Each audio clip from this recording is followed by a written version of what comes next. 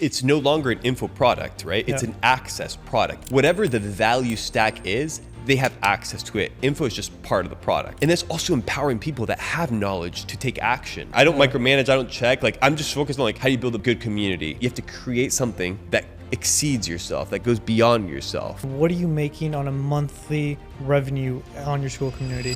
$72,000, 597. How do you keep people in it? If all you're selling is information, then yeah, people can grab the info and dip. I noticed on my community, just the quality of the people is intrinsic. Most of the people that left were all botted, we're all spammers, we're all trying to sell their biohacking stuff. So what really motivates you to keep going? What drives you to keep moving forward? Trying to do what I was meant to do. Like, what's my purpose here? It's kind of like there has to be a destruction of who you are in order to become a better person. This is our first run as humans that we're getting into this technological space of social media, of being able to access people all over the world, literally within your fingertips, but you don't know how to leverage it. You don't know how to utilize it.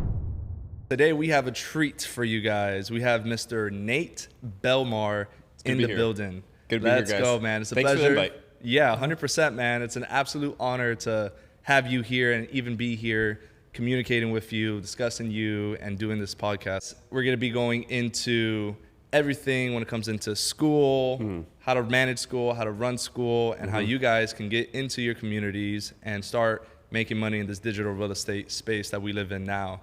But before we're getting into all of that, I want to get to know you, Mr. Nate Belmar, the world traveler. Okay. All right, Mr. Anime Shreds. Yes, all sir. right, so let's talk about where all of this birthed into, how'd you got into fitness, how'd you got into health. All right, let's get into the origin story. All right, well, origin story, come from a pretty humble family.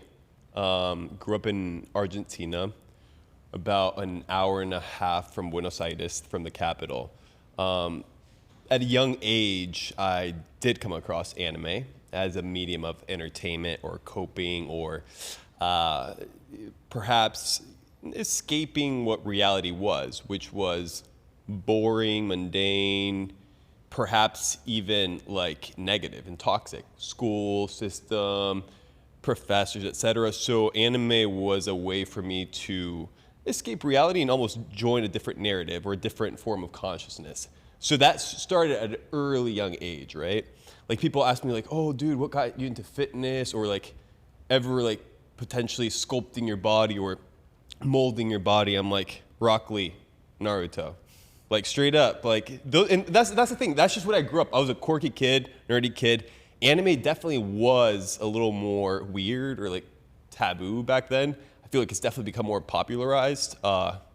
So yeah, it's kind of, in hindsight, it's kind of interesting to see how events have transpired, right?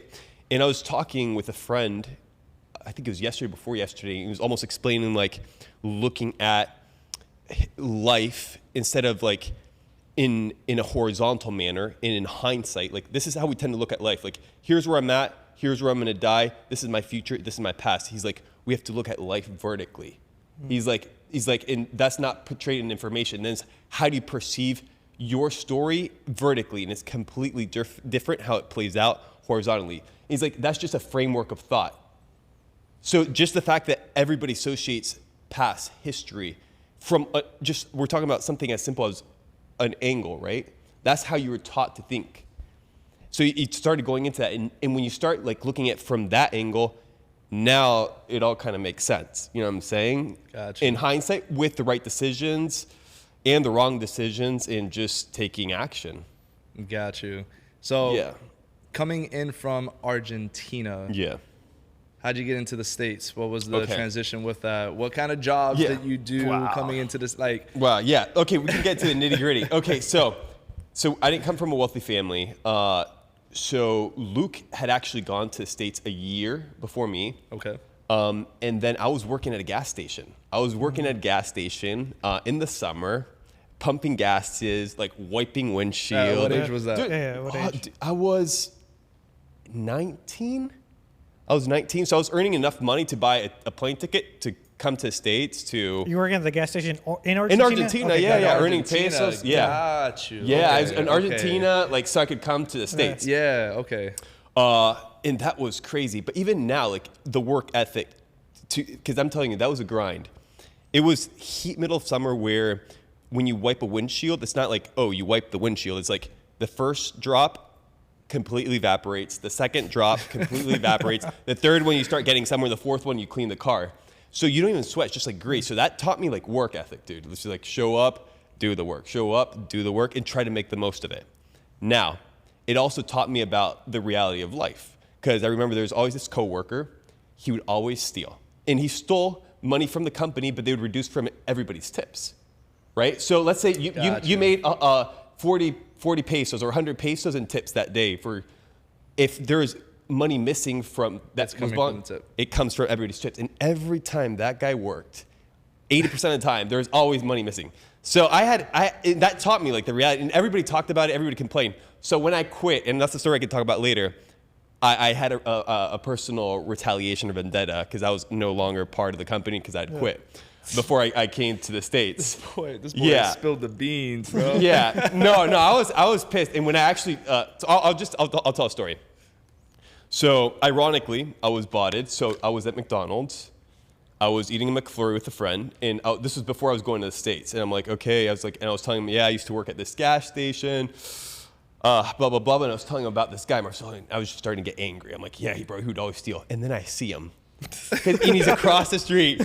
And I look at him, and I'm like, bro, record this. And he pulls out his flip phone, and starts recording it. So I grab the McFlurry, I put water in it, I slush it, and I just go walking up to him. And he's wiping the windshield, everything. I just tap him. I'm like, Marcelo, he turns around, and I just throw that ice cream. It goes up his nose, in his eyes. He doesn't know what's happening. All the employees are laughing because they know it's me. And then the guy in the car is like, what the fuck just happened, bro? His windshield's all like, I darted, bro. But dude, that taught me a lot. And then when I came to States, bro, working in a hardware store, learning about parts, like doing a lot of things that one doesn't really want to do. And it's just like grind. But for me personally, one of the biggest, like if I had to tell somebody like get a job, try to get a job where you can move around a lot, try to get a job where you can interact and talk to people and become like, because I realized now more than ever, the younger generation, since they're so plugged to the device, there's no human interaction. So there's no social emotional intelligence, no EQ, no idea how to like engage with humans because one never did it. It's like you put a kid, he's raised by wolves, then you put him into society and they call him a savage, right? So I see that. And for me, like serving, like being a server, dude, that was probably one of the best hacks for me because it was so uncomfortable. I didn't like it. But I'm like, you know what? It's cash. I can move. I walk around. I'm not sitting in the same position, and I can get to talk to strangers every single day. Facts. So, Every single day. obviously, you start in Argentina. You get the car wash gig. You get money coming to the U.S. At what point did you know? Okay, cool. I hate working a job. I want to become an entrepreneur. This isn't for me. Like, when did that transition happen? Well, it was always like I never wanted to do go to college or do like a 9-to-5 job. Like that was always like never an alternative. I always did side gigs. I always tried to pursue different things. But like we started running up e-com in like 2017. And we got into halfway through the first bull market in 2017 when XRP was like 20 cents and just buying heavy bags of that, buying Cardano as well, and just going through that wave. And then it's just always been like, how does one, because what people don't understand is like, I want to work for myself because I don't want to work 9 to 5. It's like, bro, you're always going to have to work. Yeah. Now, the things have shifted and people don't realize a 9 to 5 is no longer a 9 to 5. Yeah. A 9 to 5 is like, it's an entrepreneur and then it's all small entrepreneurs under him because they're getting emails when they go back to work, when they go back home, they're getting texts. So it's like you're always carrying. So I'm like, you might as well do it for myself. Like if I'm always going to be working, I might as well do it for myself. That was kind of like my take on it. Because back in the day, 9 to 5 is like you leave the job at the job, you go back home, relax. So if that's your life, like that's fine. I don't bash that at all. I'm just saying like it's not the case anymore. At least I don't see it in most companies. They're always like people carry their work with them. Yeah. And it's that pressure. I'm like, dude, I might as well try it myself. And if I fail, I fail. But at least. Yeah. So leaving Argentina, what was Yeah. the place here in the States that you were going to reside in? Georgia. I stayed in Georgia. I stayed in Georgia many, many years. It was like I bounced from Florida to Georgia, but mainly it was Georgia. And I probably wouldn't go back just because I get bored of places. Like be there for a time. The thing I did appreciate about being in the States was when I'd gotten here, my English was decent. It wasn't bad. My mom's American, so like because of her, I do have like American citizenship. I do speak English, but it wasn't good. Like people are like, "Oh, where are you from? Where are you from?" And I remember this one guy. He's like, "Bro, you're never gonna make it. Like you just like." And I'm like, "Oh, dude." And I remember I really started practicing on like learning how to speak, listening to audiobooks, reading books out loud, talking to people while I was at work. Yeah. And it's like in hindsight, was that a good thing or a bad thing? I don't know, but it happened. I did the decision. Now people are like, "Oh, I didn't know your English. Go, because your English is pretty good. I didn't know you spoke Spanish." And then you have people like, "Yeah, bro, the Belmar bros are lying. They're not from Argentina. They don't speak Spanish." And then I start like riffing in Spanish, and then they're like, Nah, they about it. spotted. I love that. So that's interesting. So your dynamic with Luke, how is that? Because that's something, especially here in the States, you know, when it comes into siblings, there's always that kind of rivalry of like, hey, I don't fuck with you, you don't fuck with me, like we go our part ways. But the dynamic that I've seen you have with Luke is actually Totally very on different. point. So like speaking on that. Well, it's always been like not that we don't argue, we don't fight, but it's kind of like you fight, but then if somebody messes with one of the other person's, like it makes it look like a scratch. Like the real shit happens now. But it's always been supportive, like even before entrepreneurship or discovering entrepreneurship in like 2016, 2017, it was always like, "Hey bro, you can stay at my house," or "Hey bro," like, and there's always like calling and helping each other out. Like I remember his first gig, he got a pretty decent job right out of college. Like he was doing college, he quit, he's like, "Screw this." He's like, "I'm gonna get a job." The job ironically was a few minutes away from where I lived. I'm like, "Dude, just come stay with me, crash with me." He was making more money than me, and he was sleeping on my couch because he's like, "Bro, why am I gonna like?" And then he's like, and his car broke, and he's like, "Bro, honestly, I'm probably gonna move," but he's like, "Bro, I'll take you to work." Like, so it's always like been that camaraderie and brotherly. And then there's times where we hang out together, and there's times where we don't hang out together because we're doing our different things, and it's totally fine. But I do feel like the family bond is more predominant or more valued in other vectors of society, like the Hispanic community, the Eastern community, right? And I feel like America is very like, oh, lone wolf. But if you intrinsically look at societies that have thrived, there always has been some sort of family unit, whether it's not a family, whether it's friends, and they create that family ambiance. Because, bro, think about it. The outcasts, like when they outcasted you back in the day from a village, you were most likely dead, or you were living out in the mountains by yourself, right? And now we're trying to do the opposite. Like, did you guys know what I'm saying or no? It's like literally the opposite. Facts. But digitally now, like. So what's you and Luke's relationship now, like current day right now? Are you guys still talking, helping each other out? How's that looking like? Well, I mean, he is part of Anime Shreds, and he's helped me a lot. Like, we actually came up with the name together like 3.5 years ago because he saw me transform. And he's like, "Bro, this shit's crazy. Like, bro, you got to help people out." Like, he was overweight as well. Like, Luke was addicted to candy. I was addicted to sugary drinks, energy, like botted tap water, like the whole thing. Together, we went through a whole like conscious shift. Got it. And we did it together. So it was very like, I would even say quantumly entangled to a certain extent. I feel like most people are to different degrees. But those are the moments where you kind of like, I don't think they define you, but they definitely pivot the way your life or the trajectory is going to go. But no, I feel like there's moments where he's been there for me where I really needed him, where if it wasn't there, I probably wouldn't have been able to do it by myself. Hence, going back to what I was saying about doing it by yourself. It's kind of like iron sharpens iron. Iron ain't sharpening itself. Yeah. So with every origin story, there's always a traumatic event that's happened. Yeah.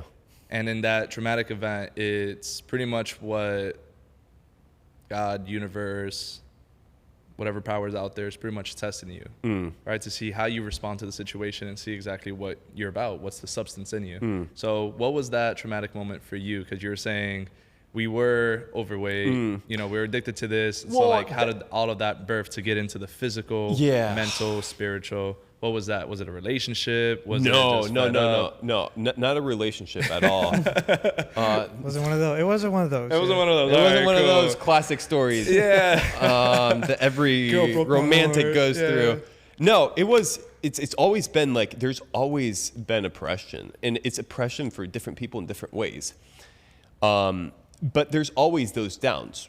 In Argentina, in the States, when I'd just gotten there halfway through, with money, without money, right? Like, there's always been that. Now, there's pivotal points where you're potentially so weak mentally, psychologically, emotionally, that if a hard time hits you, or something that you weren't expecting hits you, and dude, it can, like, it doesn't matter if those that are close to you talk to you. It's like almost like a click in your mind. It's just like, and it was, for me, it was like pure negativity, pure darkness. I went full opposite of what I was, which was super, the world is amazing, everybody's good, blah, blah, to completely nihilism, like darkness, like it's not worth it. It was a complete pendulum swing. And there was conscious shifts that kind of triggered that path, but it wasn't overnight. It's things that went accumulating over time. But I felt like it was the sedentary lifestyle, the food as well. Like, I look younger now than I did years ago, right? So the whole, and it makes sense. People are like, oh, that's crazy. It's not that crazy, because if you think that you are a living organism and you are basically like making yourself over and over again every several couple months, right? 7 to 8 months, then you kind of want to take that advantage point and like try to make changes, right? Because if you are basically making a new self, then, and that's when we started getting into the juicing and the fasting. Like, I'm telling you, I used to eat Captain Crunch berry balls. Bro, same. 8 a.m., 9 a.m. Like, I had to have sugar in the morning. Yeah. You would have told me I would have fasted till noon, I would have been like, impossible. Okay. It just didn't. I remember when I was serving, there's this, I don't know, Navy SEAL, Army guy, whatever. He was buff, jacked. Yeah. And he was a nice guy, very quiet, but he's like, yeah, I'll eat one meal a day. And I thought he was like making a joke, and he's like, no, and he was a serious guy, so I'm like, okay. But I didn't believe him, so I go back and I remember I told all the guys, I'm like, bro, this guy only eats one meal a day. Look at him, he's like massive. So it didn't fit my paradigm. Like, it just wasn't like, I'm like, how can this guy be big, jacked, only eat one meal a day, and like look this good when I'm like stuffing my face every few hours? So that paradigm shift, but then there's other paradigm shifts that perhaps could lead people in a negative manner. And it just so happened that I went down it. Now, truth is, it got to a point where you kind of like, you pull the trigger and just get over it, or decide. For me, it was kind of like, just do it or don't do it. Like, don't think about it, tinker about it, like do it or don't do it. Perfect. If you're not going to do it, then do something about this, because if you're this age, in 10 years, 20 years, 30 years, 40 years from now, this all feels terrible, unsurmountable, I can't move, ache, pain, whatever. It's only going to be worse then. What, am I going to take my life? No, do it now or no. So I'm like, no, I need to go full throttle. And one thing is to know things. One thing is to want to pursue information and knowledge. Another thing is like, okay, I'm going to go full, and I call it dojo, but it's like, I'm going to fully lock in. And that doesn't mean only physically. This means like every aspect of your being. That doesn't mean you don't fall, you don't fail. That means if you do fall and you do fail, you pick yourself up again. So for me, it was kind of like, but for me, it was a whole paradigm shift with fitness and eating and health, but it all came from like a conscious awareness that the food supply, the water supply, the air supply, it's all been bastardized, it's all polluted. And I'm like, if this is not serving me, why am I intaking it? And I literally cut everything, like nothing. And now when I reintroduce it, it doesn't have the same feel. Because hyperpalatable foods are awesome, right? They spike your dopamine, but you have to ask yourself, why is it that if I eat a real potato, 1, 2, 3, I'm satiated, I'm full. But I'll eat a bag of potatoes, I'll wait, then I'll want to eat another bag of potatoes, because it's not the food, it's the chemicals that you want to keep reintroducing. So you have to purge, you have to withdraw from it in order to realize, and it's only a process of elimination. But the problem is people don't want to go through the process of elimination because they have a fractal mentality, like, oh, I'm going to work out sedentary lifestyle 3 or 4 times in the gym a week so then I can cheat on the weekend. So you're like, it's kind of like breaking your fast to eat bad food. And with the bad food, it's the same thing with the things you consume with your eyes, the thing you consume with your ears. It's the same thing. Yeah. So Okay. Yeah. No, so I'm curious. Yeah. So obviously now you teach all that, but where did you learn all this? Was it through YouTube, through mentors, or trial and error? Books. Okay. Books. Tell us about that. Articles, podcasts. Like if somebody has if like I listen to, I don't know, somebody that's going to talk about cellular degeneration, and I listened to a few podcasts. I'm like, this is cool. Does this person offer anything else? Yes or no? They do. Perfect. What book do they have? I'll go read the book. If I can't listen to it, I'll do the audiobook. Got it. And then let's say he has somebody else on the podcast, and they say something cool about this and that, and I look into it, but I'm like, you know what? I don't really. So you just get, like, people are like, but how do you do it? I'm like, I was 2, 3 a.m., 4 a.m. up there, like, doing research, like, putting in the, because I'm actually interested. Now, I tell people, like, you don't want to become obsessive. Like, I'm not a numbers guy in terms of, like, my health. I don't know how much I weigh. Macros. I don't count my macros, nothing. Now, I think there are intrinsic numbers that you want to have especially if you have metabolic syndrome or if you're unhealthy, right? That's fine. What I'm saying is becoming obsessed with numbers. Like, oh, what does your Oura ring say? But you slept well, you felt, but it says you haven't, and it's almost like a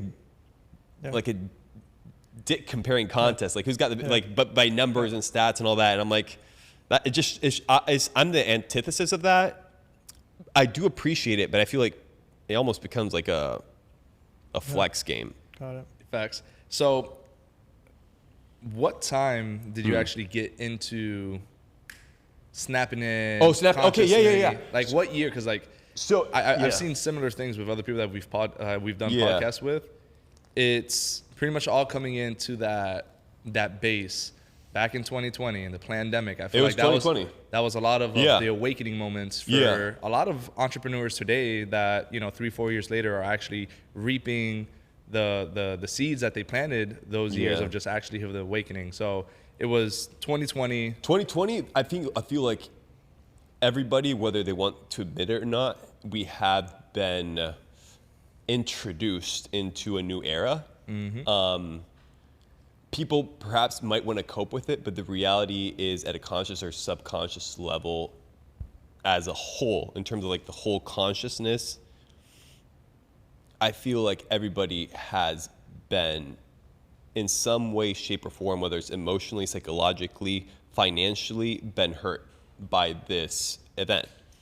Now, there's a lot of people that took that pain and decided to make something with it, and perhaps there was shift of consciousness. But I do want to bring awareness to something, which is just because you have a shift of consciousness doesn't mean you're woke. Because people have a paradigm shift because they did some alternative medicine, and now they've become like gods, right? Yeah. I'm being serious. Like, facts. Start looking at most cults in its origin with psychedelics, and I'm saying from somebody who's taken them personally. Now,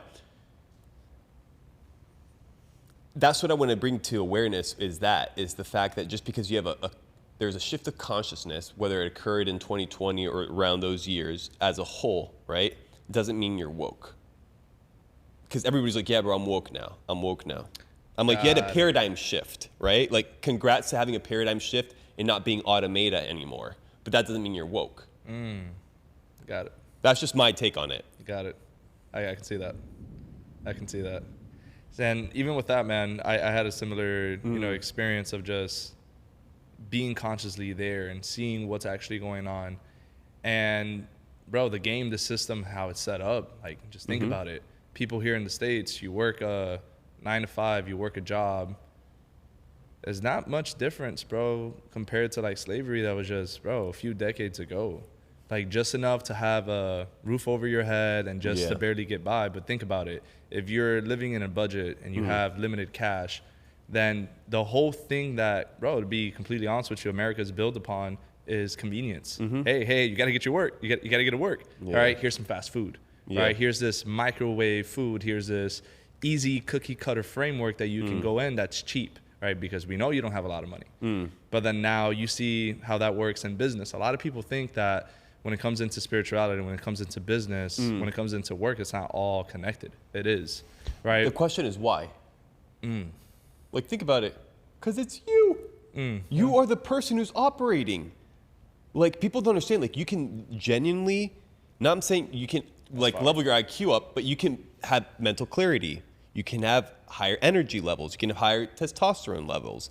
What does that mean? Does that mean you're going to become a decamillionaire? No, that means your baseline is going to be a lot higher so you can tackle the challenges of life, right? But now if you're botted with food, and then you're sleeping around, and then you're doing drugs, and then you're trying to go to this ritual to do ayahuasca to help you from all these problems, and that potentiates a portal. Like, bro, people are so botted, right? So the whole issue, the premise is you are you, right?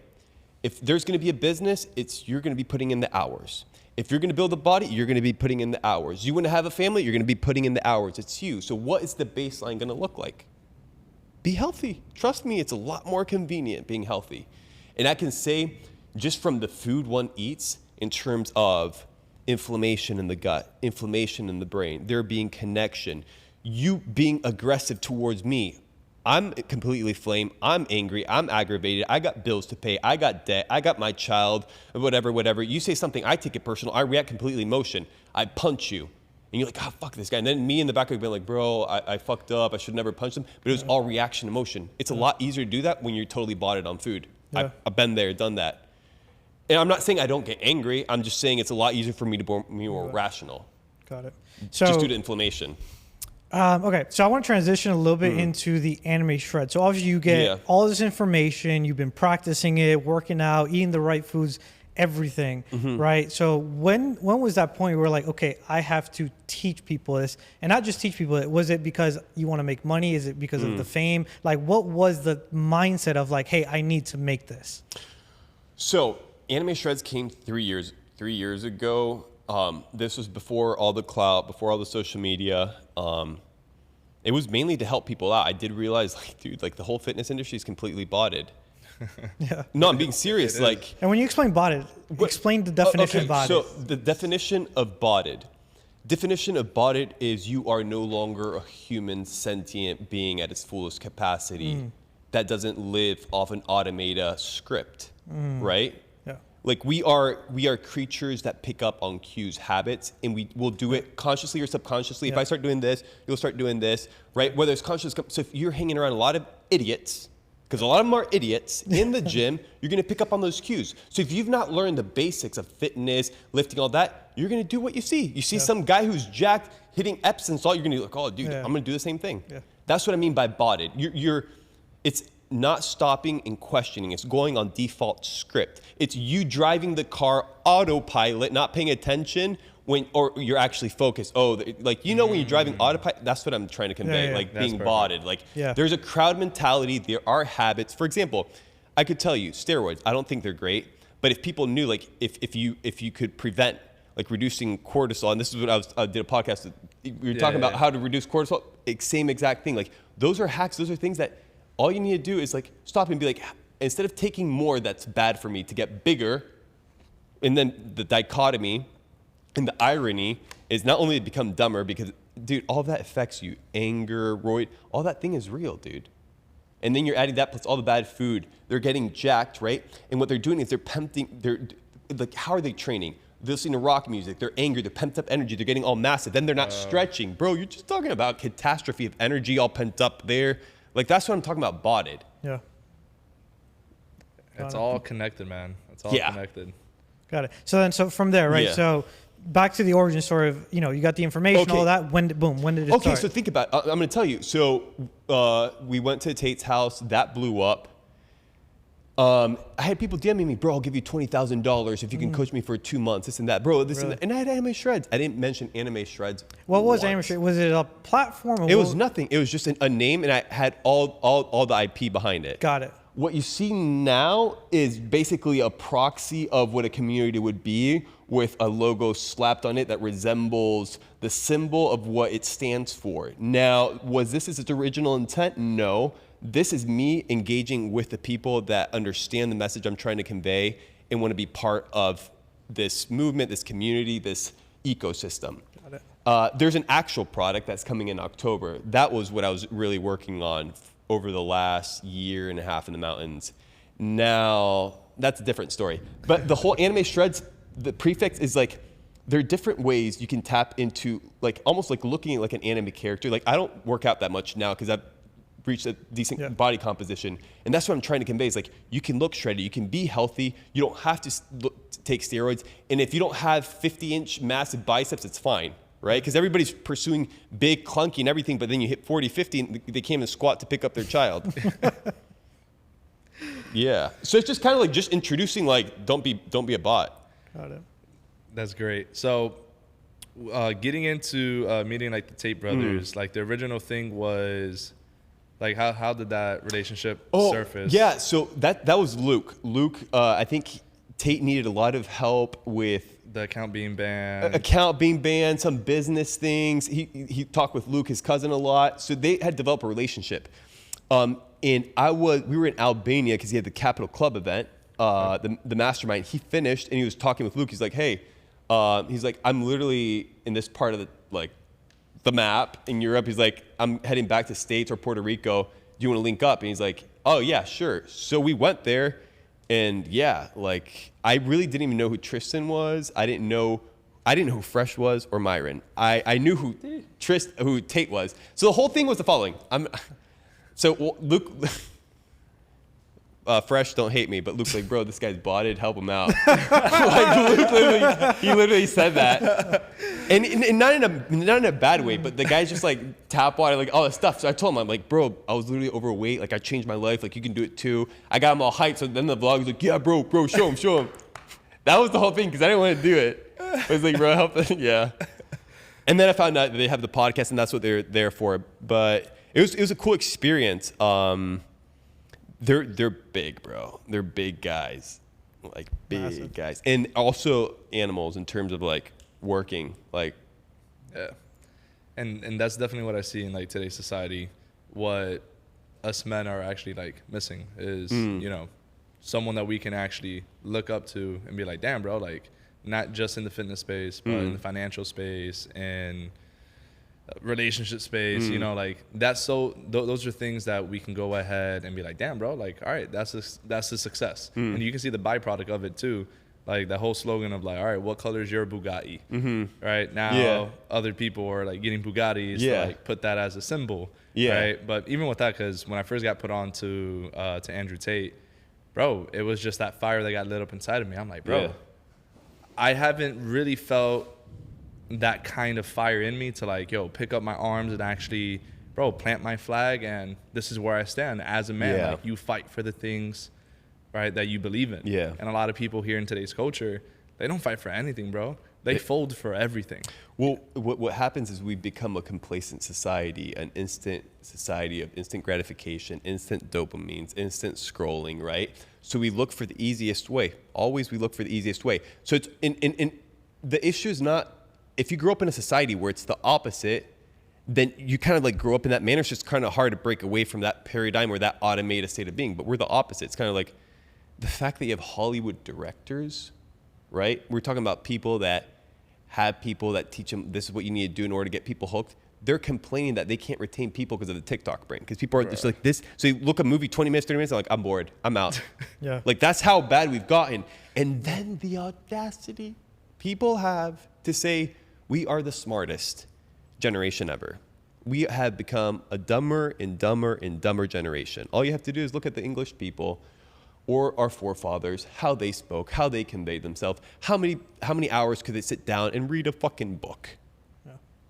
They could articulate words a lot better, but we become a society that glorifies beauty, a society that glorifies status, a society that glorifies flashiness, a society that glorifies just the shiny syndrome object. So when you present growth or you present like hard work or you present, it's not flashy. People don't want that. People want the results. They don't want, people want to reap, they don't want to sow. Like it's very simple.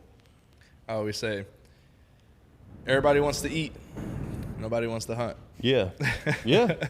Yeah. It's the hard work, and that's really where you find definite purpose in yourself. You got to do the work. Like you can't run away from the work. The work has to get done. If it's not by you, it's by somebody else. But the people that usually do the work are the ones that have more success. Yeah. Which brings me to like my other question, which I really want to get into, like, getting into school and all that. Yeah. What is your definition of success. My definition of success is you complete the task that you were supposed to do. Like, what's the purpose that you were brought on this planet for? Do the best you can to search for it, and then pursue it to the best of your abilities. And then forgive yourself if you falter. And that is my definition of success. Awesome. Yeah. I like that. So I want to jump into basically the anime shreds, the school part of it, the business side of it. So tell me a little bit about what is anime shreds? What is it right now currently? Okay, so right now currently it's a ecosystem, a community of people that are like-minded. And what I've done is I've been able to compile information and distill information. And the beauty of like the platform school is it's intentionally designed not only like to drop courses or drop information, but also to have a whole community aspect pertaining to the subject. So if like I were to one day sit down and talk about metabolic flexibility and talk about it for 20 minutes, an hour, what happens usually? People post in a course and you go there by yourself and you watch it. Yeah. And you watch the guru or whatever and you just, okay. And then you go back and then maybe you see a post on Instagram, you talk, instead of like, you can post it there and then have the community talk about it. And then they all engage and then they ask you questions. And then the questions that haven't been answered a million times because you can put in a fucking glossary, what do? You answer it, you engage with the community. So that aspect right now in terms of like anime shreds is definitely like, I'm glad that it's caught traction in terms of like, there are people out there that are actually trying to like, and I call it embody your hero. The whole premise behind it, it's kind of like, and this is something I do want to address before we get into like the whole school community aspect. It's like, think about anime, think about TV shows, think about books, think about articles, think about pamphlets, think about websites, all as information that's being distilled to you by an individual with a certain cause, whether it's to make you feel a certain way or whether it's to make money, etc. Anime is just a medium of communication. That's it. It can be bastardized. It can be messed around with. That's not what I'm trying to convey. What I'm trying to convey is, if you look at the old school anime, there's always that like hero arc, always that embodying of becoming better. You see it. They'll go through like their arc of like hit rock bottom and then wanting to become, like, for example, Naruto, Hokage. Then other shows, they have different versions of what it's like to embark on that journey. And then you look at cartoons, American cartoons, and the dad is dumb. You got Homer Simpson, you got all these retarded figures that are laughable, right? What's the issue? The issue is the subconscious mind. So if you have a young kid that looks at an anime show and sees all these heroic figures, at a subconscious or conscious level, they could portray their image of their father or family members as being heroic or working hard. So there's a respect there. Now, if you look at a symbol of somebody who's dumb, SpongeBob, and you correlate that to your father, there's going to be arguments like, you're an idiot. Yeah. And then you reinforce it with what you're watching. So that's why it's very important to understand that it's only a medium of information. So the medium of information, at least in the old school animes, was always that heroic arc. That's why I had the slogan, embody your hero. So it's just, right now, yeah, of course it's fitness, biohacking, esoteric knowledge. Like there's a lot of spectrums, but it's kind of like guiding people to becoming a better version of themselves. And the story or the analogy I like to use is by Miyamoto Musashi, which is like, there are many paths to the top of the mountain. Now, the top of the mountain can be multiple things. It can be your health, your wealth, your family, your network, your connection to the divine. So I feel like there's many paths. So what I tell people is like, these are the paths I've taken. These are my strategies in terms of like how I got the physique I got. And I'm like, you're welcome to question me as well. Like there's no problem, but it's creating that safety in that ecosystem, right? And going into ecosystems, one thing I do like about school is kind of like, you can almost like curate your own search engine, right? Yeah. So when I went in there, I just started spamming tons of stuff. Like, and people are like, it's too much information. I'm like, well, it's not too much information if you look at it intrinsically for what it is. Because if you go up, it's almost like a search engine. You like type in creatine or type in muscle building or type in push-up, and you're gonna have posts correlated to that. So it's almost like you become the Google of the community. right? So Google no longer can nerf what are the top 3 or 4 posts. It's kind of like you kind of dictate it. So yeah, there has to be that symbiotic and harmonious trust between the members of the community and the people that are like being stewards of it. Why? Because if not, it could become dictatorship real quick and you could censor this person, do that person. The whole idea is to create like an ecosystem for people to thrive, feel comfortable, and then facilitate almost even a search engine in a way, which I think is honestly kind of cool. Got it. So I'm curious, I'm someone, and I agree with you, the whole thing that, the shows, the American shows or whatever are really stupid, all that stuff. And I love everything about the hero's journey. So say I'm somebody who's into anime, I want to get shredded, I want to get better. How is my hero's journey inside of Anime Shreds? How does that journey look like when I join your community? Yeah, so I took a couple years to write 4 scrolls. The first scroll is called The Hero's Journey.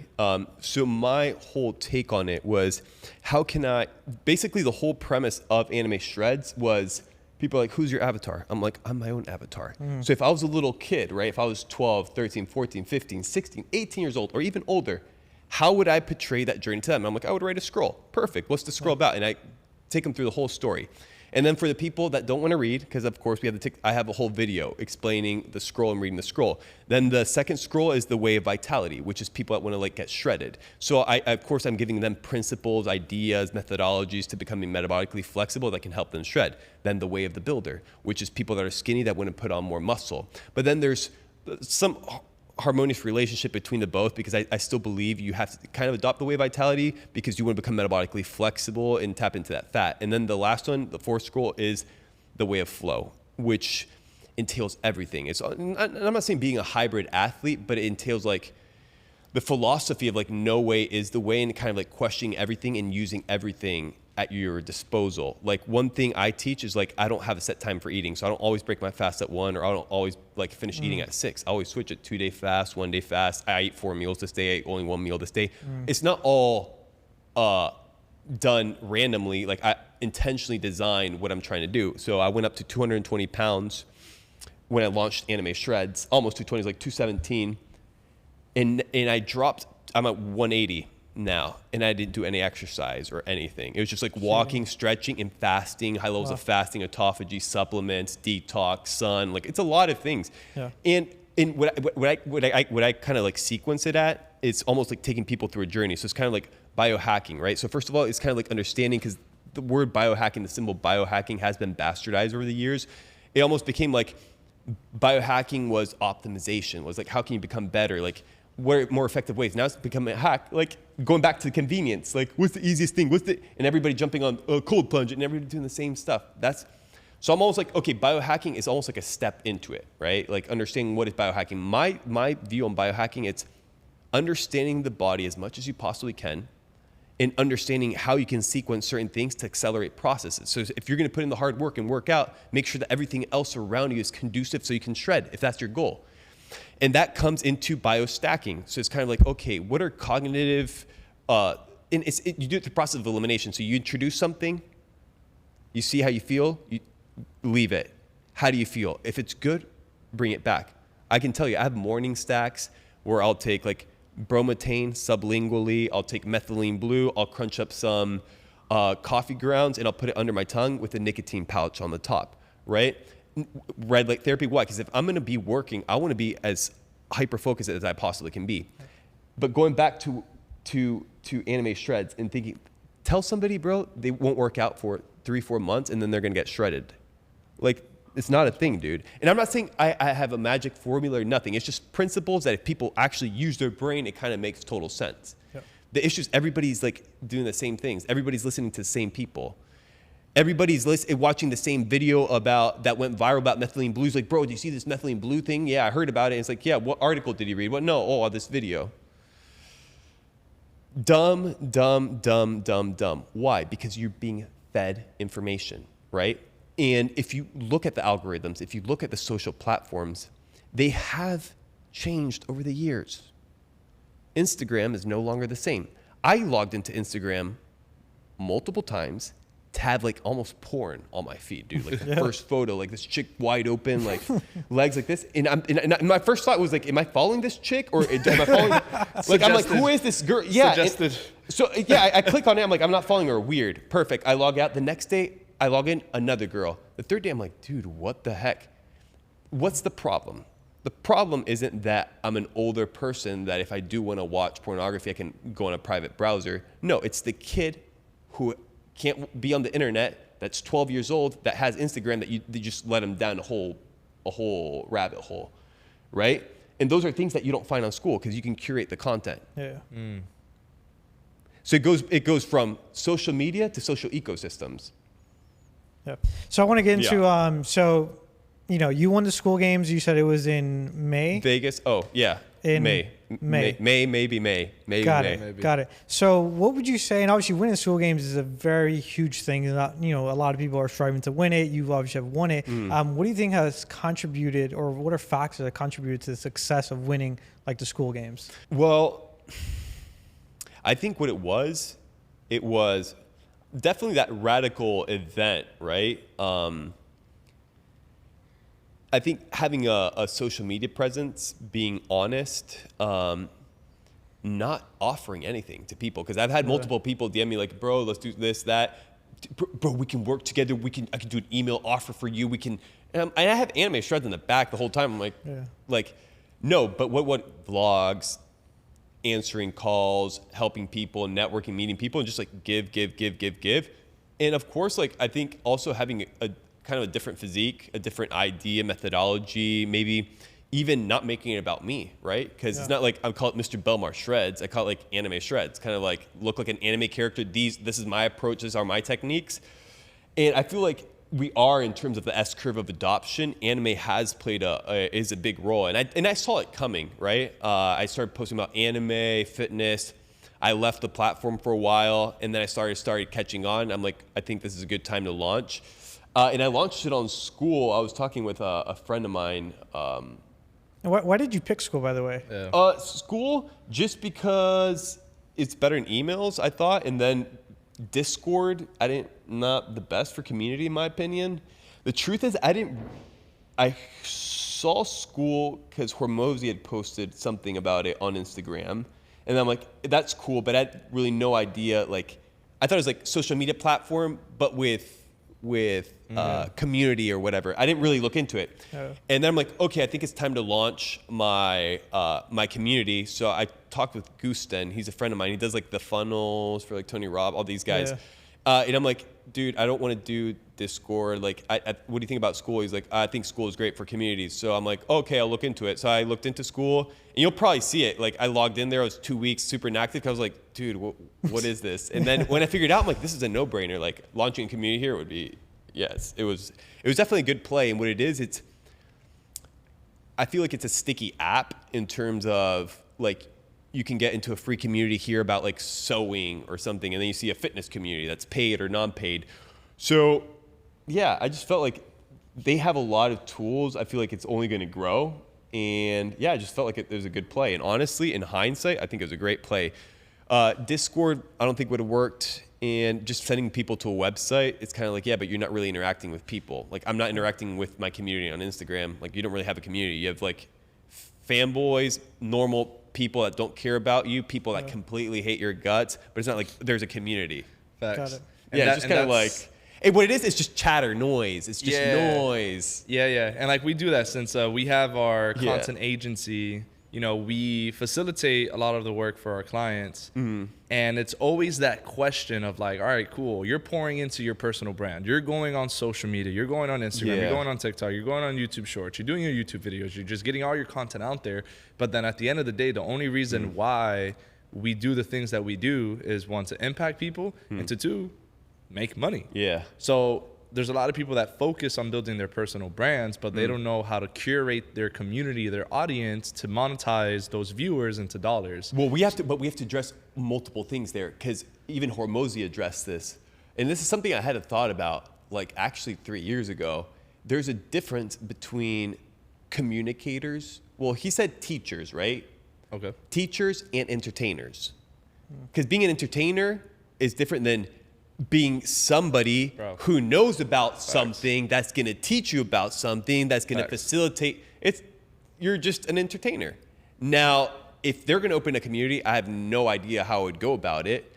Educators as well. Like, educators would be fantastic if they, But then one thing is to be an educator, another thing is to be an educator and then understanding how to run a community. And that's why educators could partner up with people. So there's a lot of multiple pieces. But one thing I want to address is that it's not like, oh, just because I have an audience, I'm going to monetize. And people think about monetize. People don't think about like grow impact, like build something cool. Because when you build something cool and people like it, they will pay for it. If not, they won't pay for it. Facts. Like if I see a supplement or if I see a drink and it's $10 and I'm like, that's a ripoff. But do I really want that coconut water? I do. Okay, I'll pay $10. You know what I'm saying? So that's my whole take with what you're saying. It's like one thing is to be a clown, an entertainer, right? It's almost like back in the day, the king, he would be bored. He would be like, okay, entertain me. Now we have tons of people. They're almost kings in a way. They even live better than some of the kings with AC and all this stuff. Entertained on their phones. And then you have the guys doing all this stupid stuff. Facts. So those people, if they want to do a community, maybe on like becoming famous or something. Yeah. So I want to get into the nitty gritty of how many students do you currently have right now, and what are you making on a monthly revenue on your school community? Let's pull it up. Let's pull it up because I don't know. Let's pull it up. I generally don't check. So students and how much you're making in MRR right now, which is monthly recurring revenue. Okay.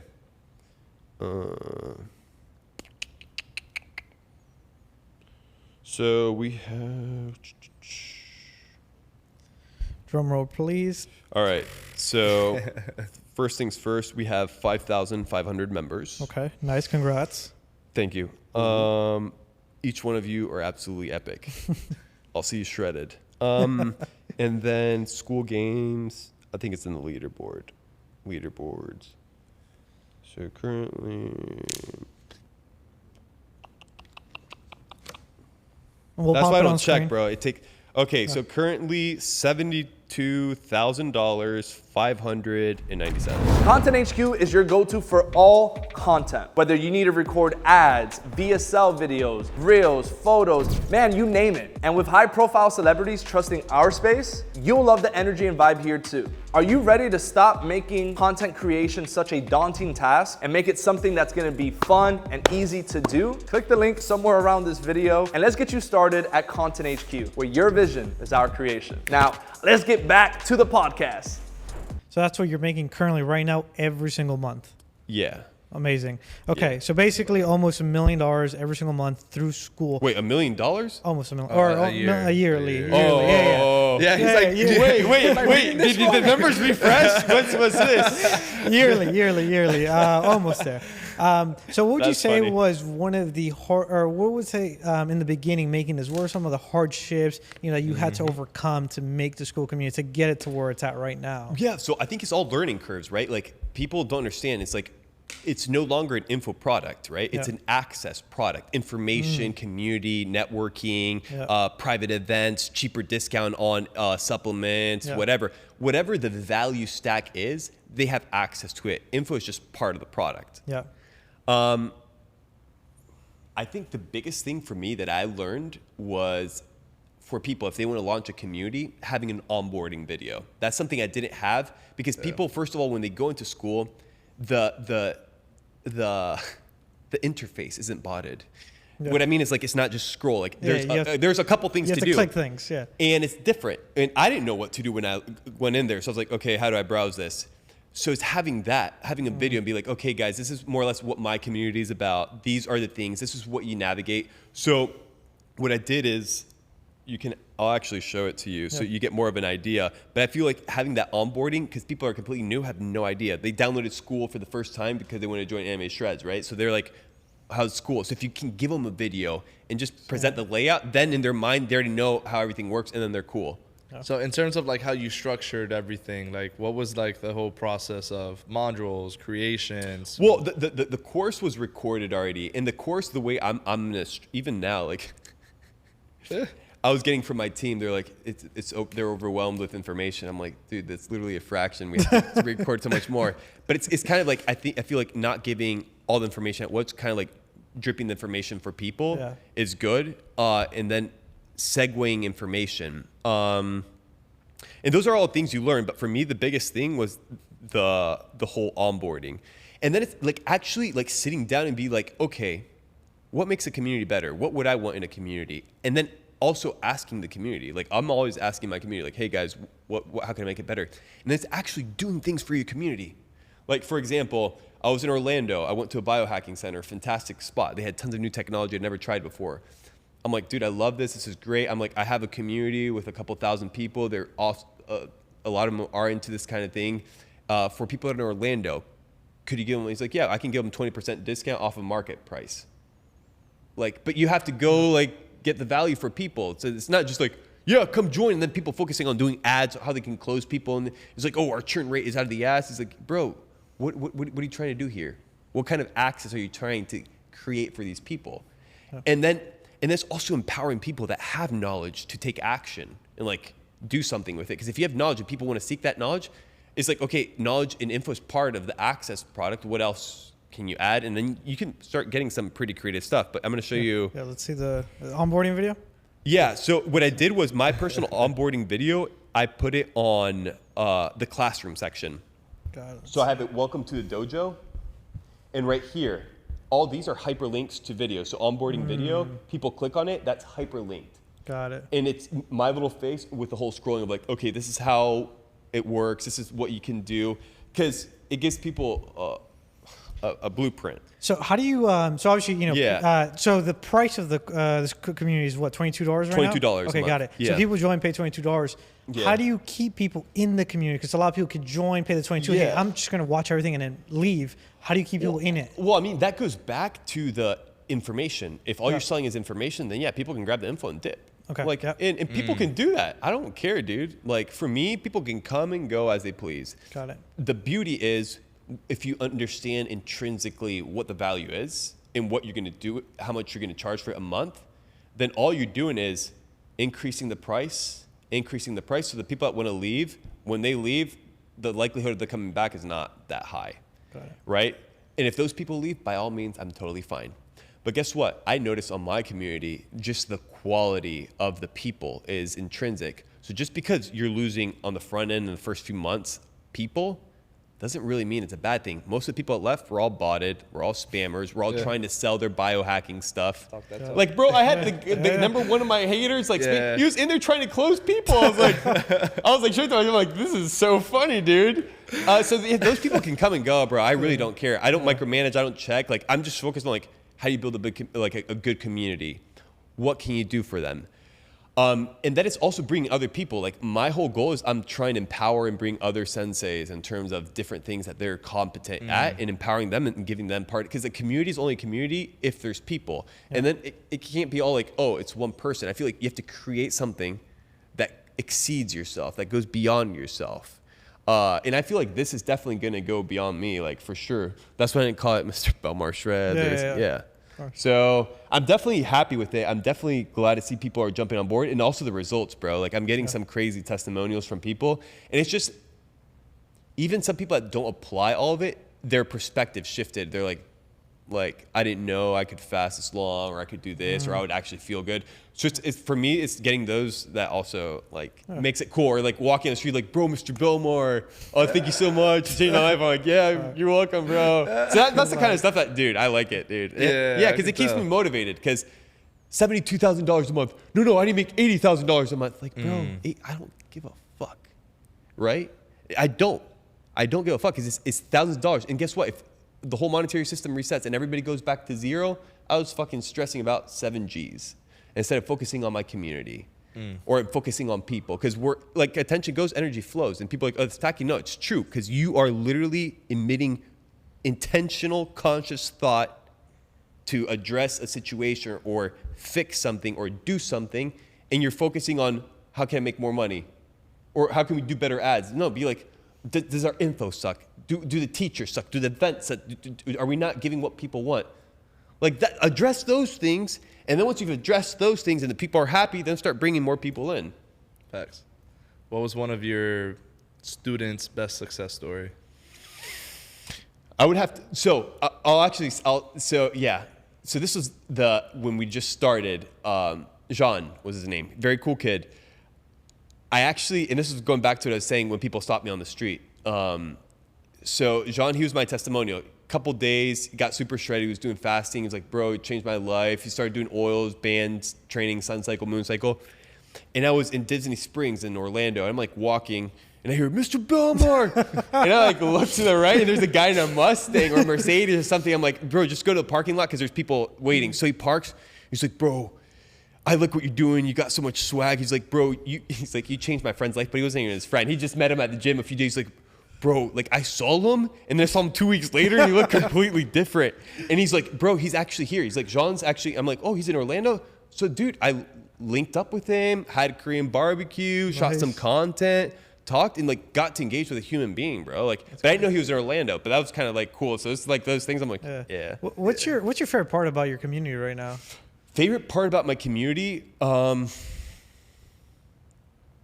think it's actually something that's kind of ironic because a lot of people are like, how do I do it? How do I do it? How do I engage? How do I talk with you? It's the lives, bro. Like actually doing lives with people and talking to people and seeing them face to face. But the amount of people that are in the group with the amount of people that show up in the lives is greatly reduced. Now, I totally understand. It's like when you do it, people are busy, people watch the replays. But dude, just getting to engage people face to face and then being able to ask me, hey, so I'm dealing with acne or I'm dealing with this or that. What would be your suggestions? And I'll be candid with them. I'll be like, I do X, Y, Z, whatever. Don't ask me how to do it again till you do all these things. And then we can, because bro, people, if not, people just want attention. They're like, hey, like, so people ask me like, how do I do that? I'm like, just do it. Just do it. And then we can work on the form. Because people just, it's all the make it perfect, but they're never going to do it. Got it. But I think it's actually engaging with people and then creating something like really cool. And for me, it's all become more, even for my own sanity and peace of mind. Like when I'm scrolling through school or through anime shreds, it doesn't feel like social media. Yeah. It like you recognize this person, you recognize that other person. Like I was talking with Jean, he's like, bro, I got to connect with 2-3 people that I would never been able to connect if I wasn't in the community. It's humans. You're not like robots or AI, or you don't know if this hot chick that's following you is an AI bot that's trying to, because it's a Russian spy that wants, you know what I'm saying? Like, you don't know shit. But if you can create a community, you can curate it and you can start to know people. And guess what? The douchebags, you can kick them out. Take your $22. Get out of here. So why did you price it at 22? Because I feel like a lot of influencers now, they're charging like $2,000, $3,000, like one-on-one, like fitness packages. I'm like, dude, that's just too much to charge. Like even if you had sauce to drop, like most people like paying $3,000 out of pocket for, it's like, no. And then people charging $99 a month for more like exclusive stuff and all that, or like, I just feel like 22 is a fair price. I am going to increase the price of the monthly subscription as... When is that? When is that happening? I'm not going to say yet. But that, you know what? Get ready for the surprise. You know what's all correlated to? Yeah. To value stacks. As the value goes up, the price has to increase, because if not, it's no longer fair for me. Yeah. Or the energy I put into it. Mm-hmm. Now, when I deem that's worthy, that's when I'll price it at 33. And the people that stay at 22, great for them. And the people that want to pay 33, great. And then I'll keep increasing it. And the people that don't want to pay don't have to pay, dude. Yeah. What do you think you're gonna get it to at? Like, what's the limit of the? So I really don't have a limit or a goal. Like, really? I don't have like, oh, it goes back to numbers. No. No, dude, I'm gonna make this cool, bro. Got it. Like when I put my hat on, the samurai hat on, I was swinging a sword. It's because I liked it. It was because I liked it. I thought it was cool, and that's why I did it. It's not because it's gonna get millions of views potentially, like the algorithm. Yeah. That's a really good mental framework that you have, because it really just comes into the intentionality. Like, you need to have community and you're doing things for people, but this is where people get like misconstrued. It's not about doing things for people. You're doing it for yourself. You're doing it for that 12-year-old you. You're doing that for that younger version of you, right? And through all levels of life, whether you are young, whether you're in your teens or in the 30s, boom, hey, this is the kind of messages that I'm portraying. And like, I can see where the value goes into, because as you progress in life, so does everything else. Yeah. You know, so like that's really dope. So I'm curious, what advice would you give people that are looking to start like an online platform on school, you know, just starting off? Where's some advice to someone like that? Yeah, I think and that's a great question. And that's a question that also creates you not just jumping into it, right? Like thinking like, what do I have to offer? Am I a brand builder? Do I have a skill or knowledge I can impart? Am I marketing? Am I a community? Like people that have run Discord groups know they need mods. Perfect. Like, So you need to know what your role is. Yeah. Then you need to find people that you can trust and that you can do business with. And that's a whole different ballgame. Yeah. Mm-hmm. That's a whole different ballgame. Like the people I do business with, it's people I trust and people I know. Yeah. So it's kind of like figuring out what you're doing. And now, do I think it's a great option? Yeah, by all means, because what you're doing is you're basically creating access to people.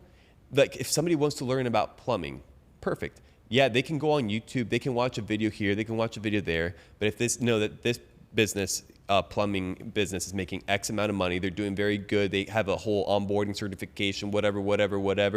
But it's all basically you just dealing with the video and not a community. Businesses could build communities to have that proxy or that relationship that they seek with emails. Emails feels very spammy to me, but if like school's kind of like, hey guys, so if even like, I'm almost even looking at school, like you could do school with businesses. Like, oh, you have a restaurant, you could potentially even do, like, that's how I kind of like viewed it. And even like what I did also is when I approached school, I didn't look at anybody's thing. I didn't, because my whole, I don't want to say tainted, but I knew that if I came in there and this is how everybody does it, that's more or less, because it was so brand new to me. I'm like, I'm literally not gonna, I'm gonna sandbox this. So like the tiers, like the levels, they have, noob or beginner or god last one or something like epic or like, and I'm like, no, I'm gonna do the hero's journey, and then ascension at the end is something I can't talk about. Next. But it's kind of like just trying to gamify everything, but it correlates back to doing that for a little kid. And guess what? I could have done it and it could have flopped and it could have been terrible. And that's totally fine, but you gave it a shot. Like it literally boils down to that. Now, the truth is, like, there was hard work involved. I have worked my ass off in terms of like gaining information, and then it's applying the information. And then it's not only that, it's then how do you communicate it so people actually understand it? Whole different ball game. So what was one of the biggest challenges you had at actually launching your school community? Oh, so first of all, like I didn't like there was no strategies, no anything. Luke was like, "Yo, bro, like when are you gonna launch Anime Shreds?" And I'm like, "I think probably like tomorrow or something." So we just started putting on stories like, "Hey guys, this is what we're doing," and people went in there and we didn't have anything. And I already had everything, the layout, the course, all already done. Why? Because people are already in there and they're like, resellers, bro. Resellers, people are trying to copying my videos from Anime Shreds and putting them on YouTube for free. So it's kind of like, that's what we wanted to avoid, but it comes anyway. But I feel like just doing it differently. The truth is, though, you only have one launch, right? So like I said with you guys, like if I would have known about the whole thing, I would have come prep day one.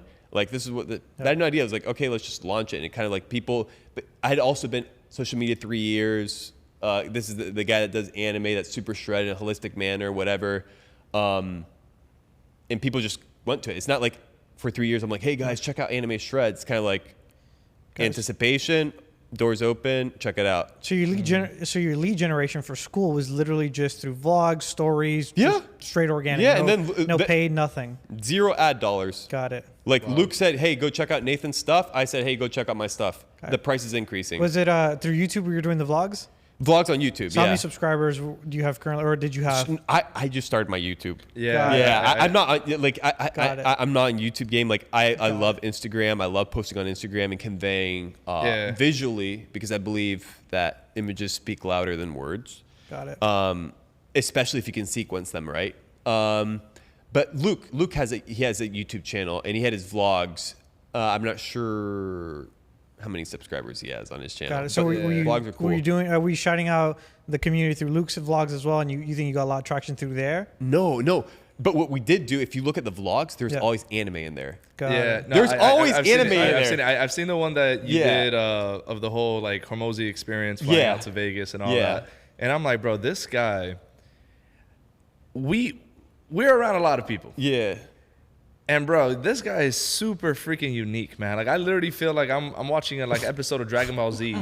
You know, like he literally does the whole cloud transition, right? He's going up the escalator and it's literally the and then teleporting to the top. Like, bro, it's dope. But like that's the kind of thing that we need more of. We need more people at their authentic self. That's the highest form of frequency, right? More than love, it's like being your true authentic self. And then when you get to express that, it's great. I feel that a lot of people have problems with that because they're still on level 1. They're still on survivor mode. They're still on let's make money.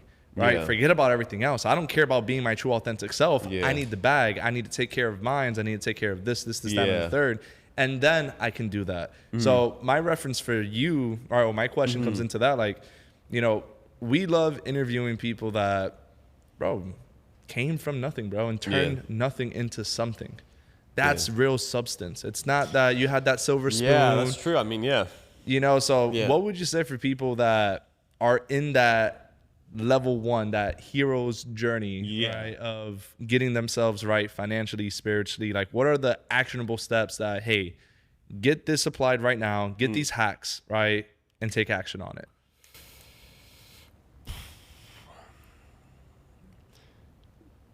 You really only have like one shot, right? And that's not to put a lot of pressure on people. That's just the reality of the situation. I don't think you having money in your bank account equates to you becoming successful. That's just my personal opinion, especially due to maritime law and it's just all so botted, dude. Now, if you do have money in your bank account, what you do with it does matter, in my opinion. And I feel like a lot of people that do have the resources aren't using them wisely and are flexing with it, right? So almost even look at it as a potentiator. Like, I feel like sometimes people that, quote unquote, you say don't deserve money because they have negative characteristics, they're amplified with money.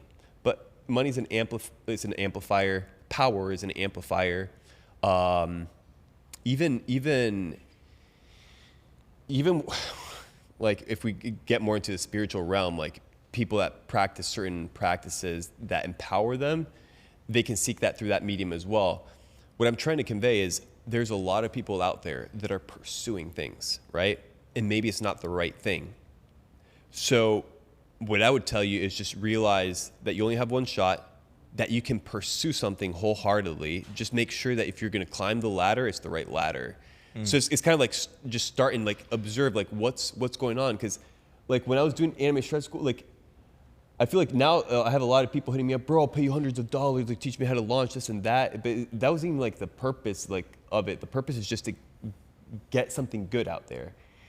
And people really want to focus on themselves. And when you want money, like it's so perceivable, it's palpable. Like, and I'm saying it from personal experience when I was a server and everything, like it's just people give off cues like, oh, he's desperate for money. And I'm not saying it's a bad thing. Like I feel like in an ideal world, if everybody had money, people still wouldn't be happy. People would still fight and people would still argue. And there would still be the crowd mentality and the crowd herd. So what I can tell you is there's only one you. Be you and really be true to yourself. But you can only be true to yourself if you spend time by yourself and with yourself. And I'm not saying don't do that if you're like depressed or everything, because then you could like really go down and you should have those people around you.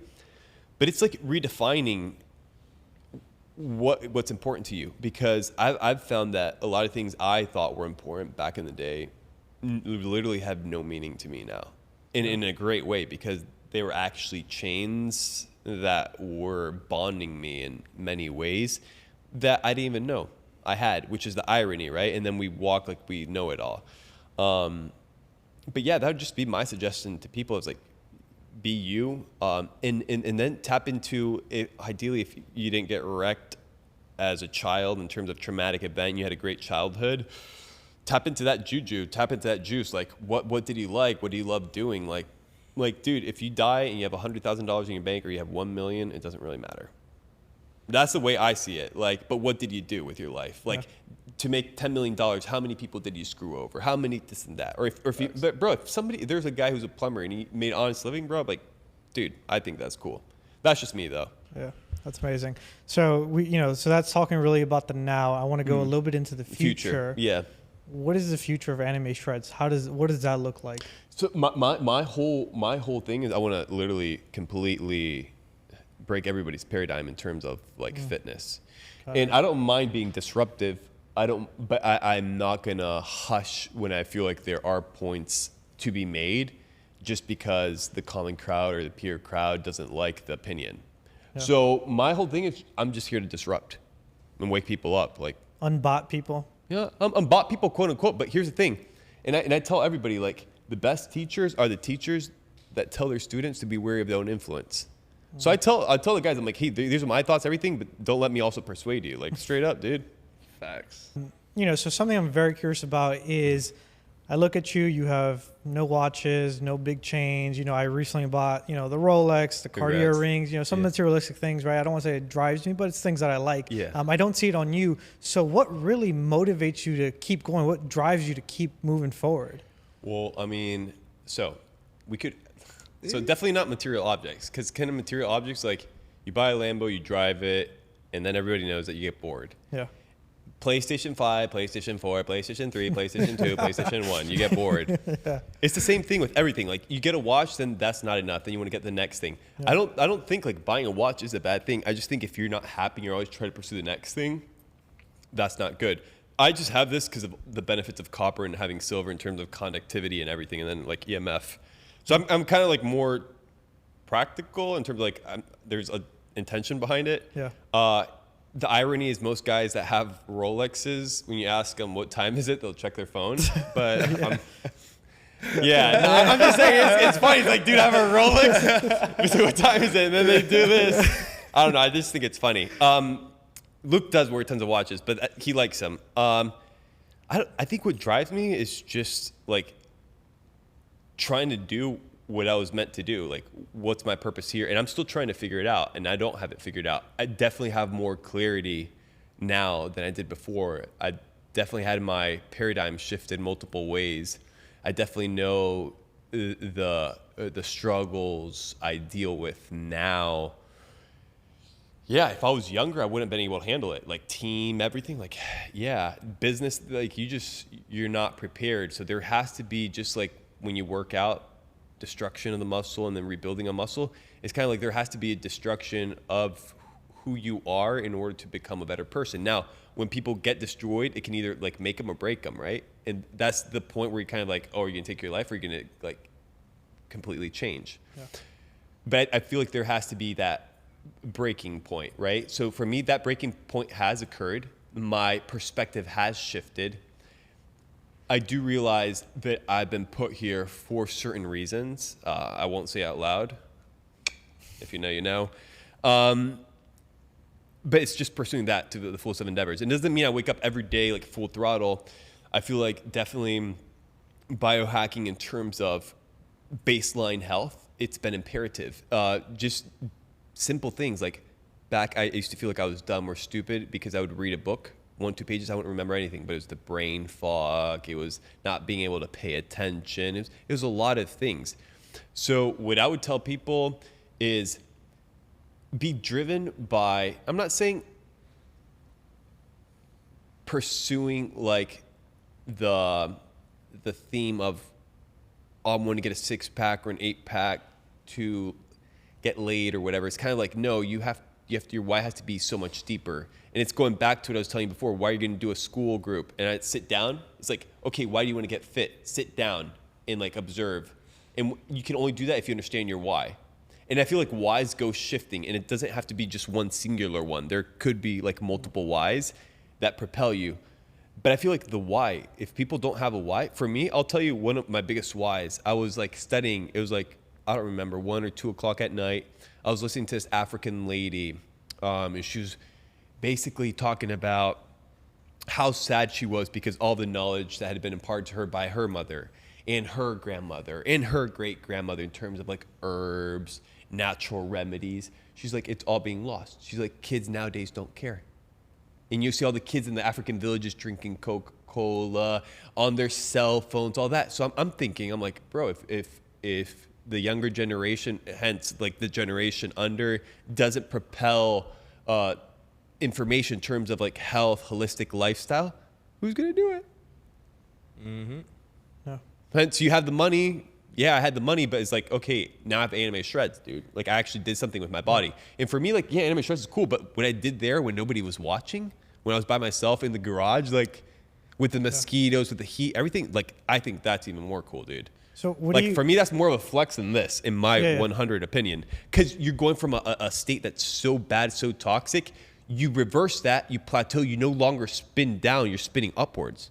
Like you're talking about completely shifting your life. Now, this is a byproduct of what happened when nobody was watching, right? Now, I could have not launched this, and that still would have occurred, and I would have still just been as epic, in my opinion, because I did it. Now, this is just something that just hopefully goes beyond me.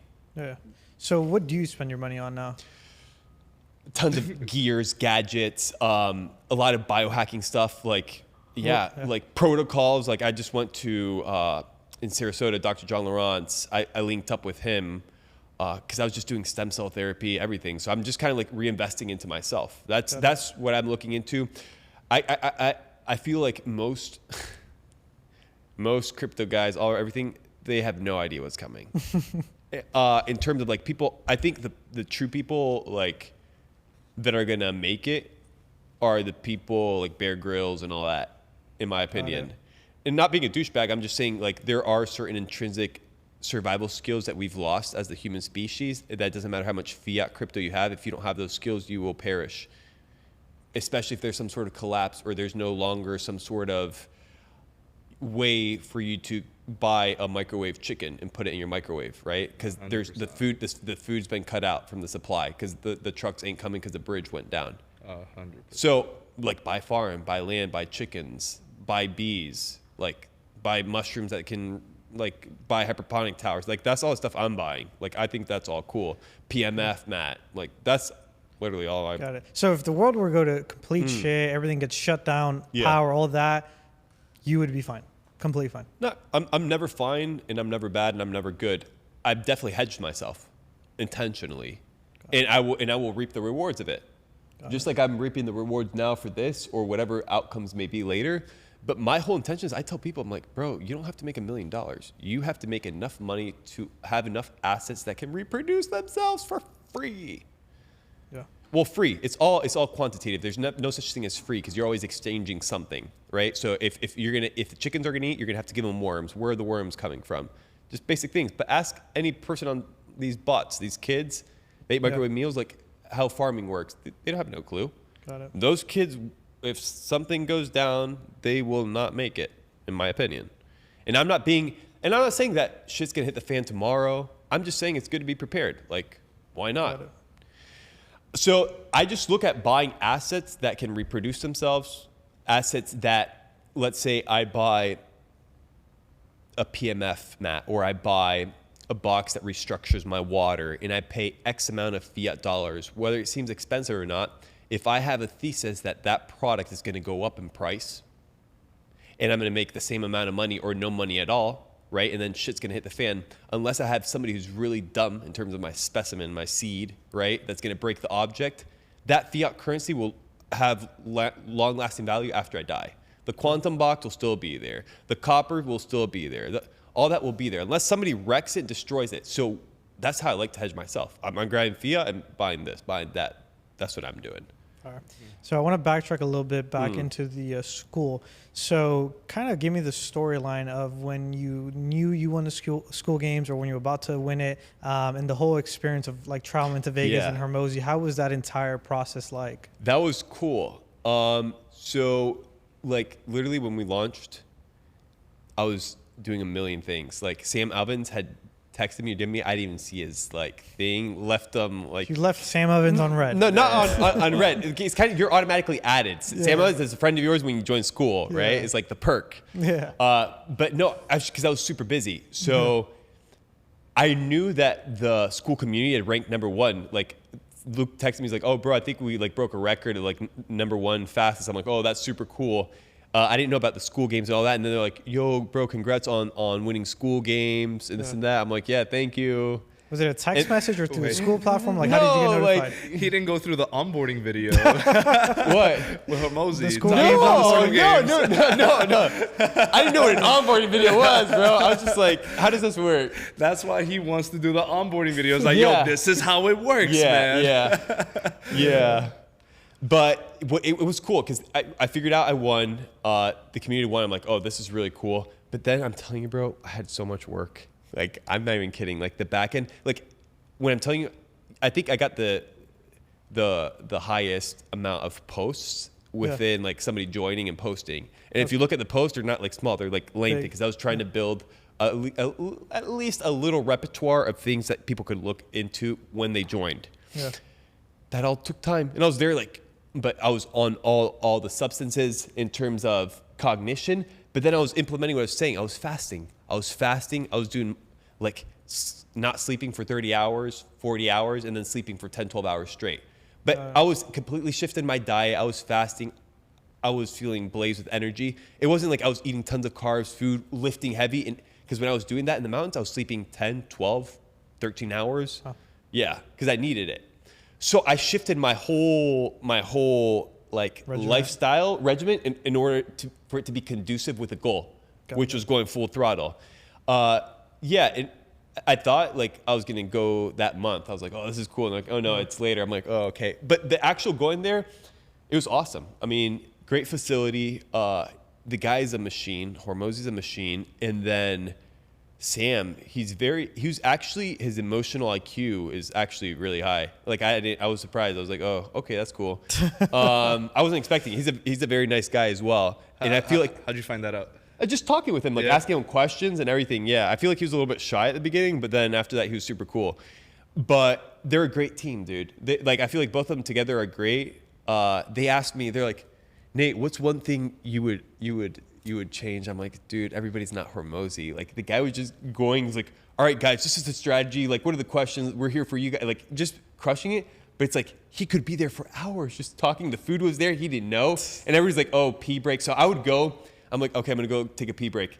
And when I got out of the bathroom, one person would be like, hey, congrats, whatever. And I'd talk with them. Then somebody else, and 30 minutes went by. Then 40 minutes went by. And like, hey, bro, you have to come back. It looks rude. I'm like, I understand. So I go back, but I'm like, guys, you need more breaks. Like, everybody's getting out. I'm like, if freaking Batman Begins, right, a 2.5 hour movie, they have a break, and it's a Hollywood $1 billion production movie. Like, take a break every 2 hours, or have people stand in the back or something.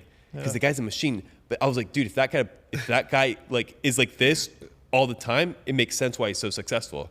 Because he's literally like, so I was like, dang. What was your biggest takeaway from that experience? Biggest takeaway is people don't capitalize on opportunities. What do I mean by this? I had to win an event in order to sit down, talk, and brainstorm. All that's recorded. And people are not even watching it, bro. Yeah. Like, all that information is recorded.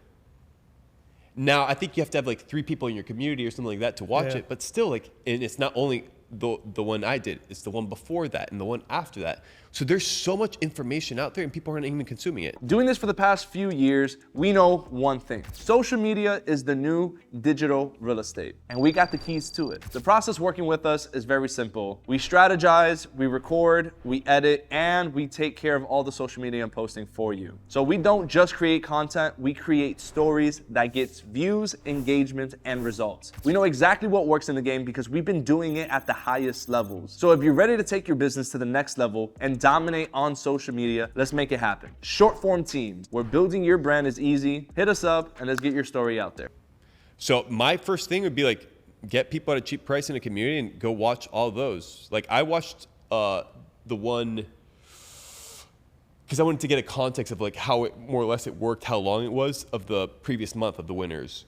Because they were like, oh, you're going to go to Vegas, you won. I'm like, okay, what's this about? And then I sat down and I was there watching, listening, stretching. I'm like, oh, okay, this makes sense. Oh, because I don't think like, you don't get there by chance, right? Like, you did something well.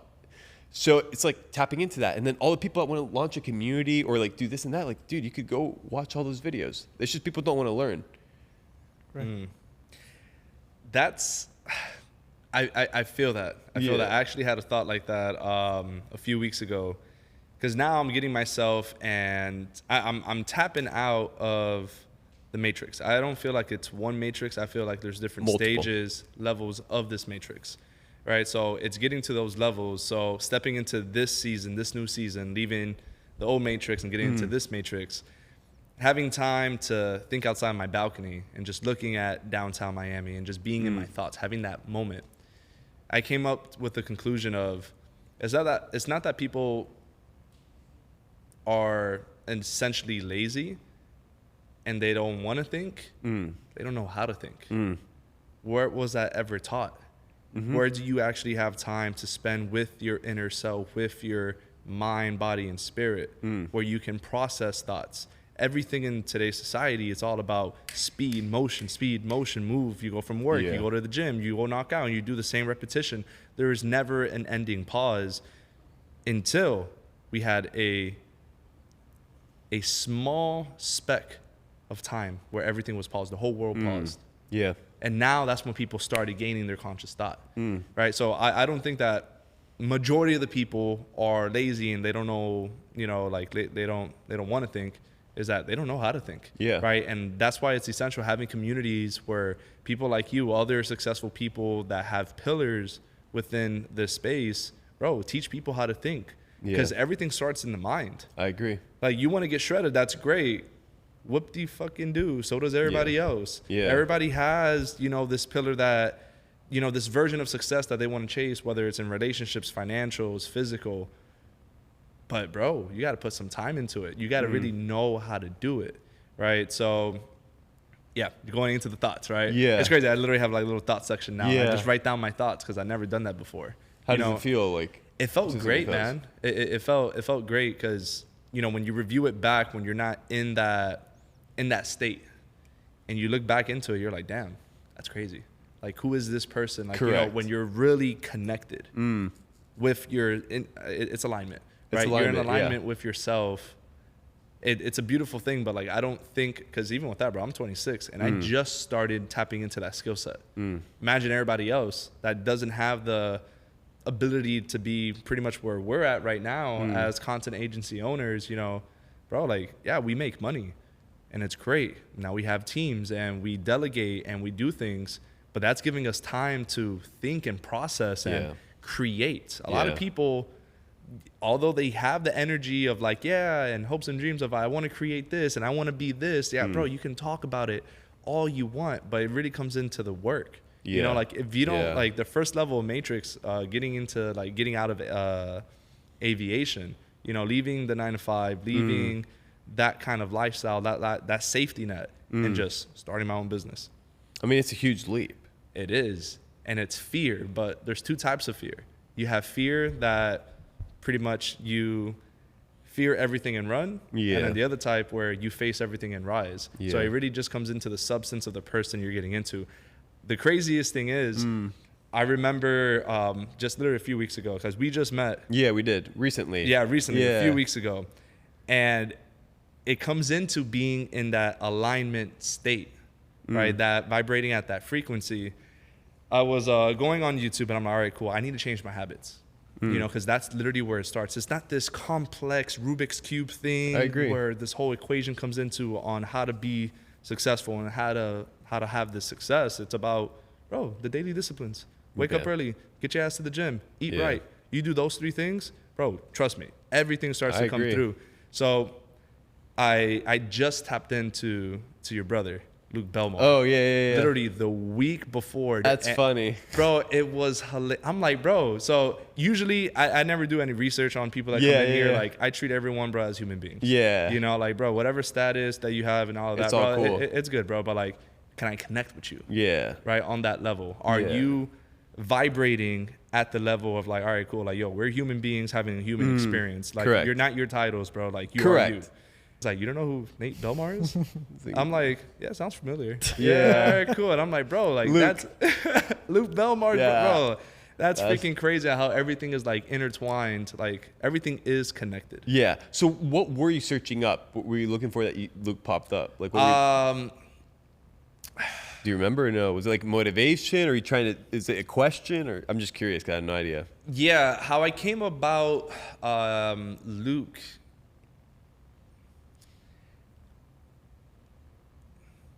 The algorithm gods. Probably. That's really where it comes into. Because I was getting into pretty much Wes Watson, right? I've heard of him. Well. Great. And I love his story because, you know, when I just got started into all of this, you know, business was great. I was, you know, in videography for the first 3 months. And like, this is the first time I start making some real legal cash, right? Making $20,000 a month. I'm like, bro, this is great. And then I get arrested and I'm looking at 5 years in prison. Whoa. Yeah, like literally like in the pinnacle of the success where everything is going good, I'm in alignment, and then I get arrested and I'm like, oh shit, that's crazy. And then I lost all my income, right? And then I still have a pending case. Anyways, I was resonating with Wes Watson because this guy, I pretty much put myself in other people's journey, right? Because it comes into wisdom. Like you can be smart and learn from your mistakes. Don't put your hand on the stove, 100%. But hey, if I saw you put your hand on the stove, I ain't gonna be the dumb one to be like, all right, I gotta see what works for me, you know, like. So I learned from that, but I put myself in other people's stories, right? So I put myself in the Wes Watson story of like, damn, if I did end up doing that jail time and spending 5-10 years in prison, this is the embodiment of who I would have become in there, because you're in that solitude state. So I was searching up habits. I was searching up like how to actually have those kind of habits. Good. And then I came across Luke. Yeah, I mean, he's good. Like, honestly, he's introduced me to several pretty good concepts in terms of like trains of thoughts and books to read. But I think it generally starts with wanting to become better, like a better, or at least try to become better. Because the truth is, if people didn't pursue motivation, which is fleeting because it's all tied to emotion, but pursue discipline, the rewards of discipline would make people so happy that they just keep doing what they're doing because they see the benefits, right? And then that's the momentum that they're looking for. People want motivation, and I think it's good. But think about it: if you'd have gone, you would have watched Luke Belmar videos, kept watching and watching and watching and watching, and then this guy and then that guy, and never taken action. Then what?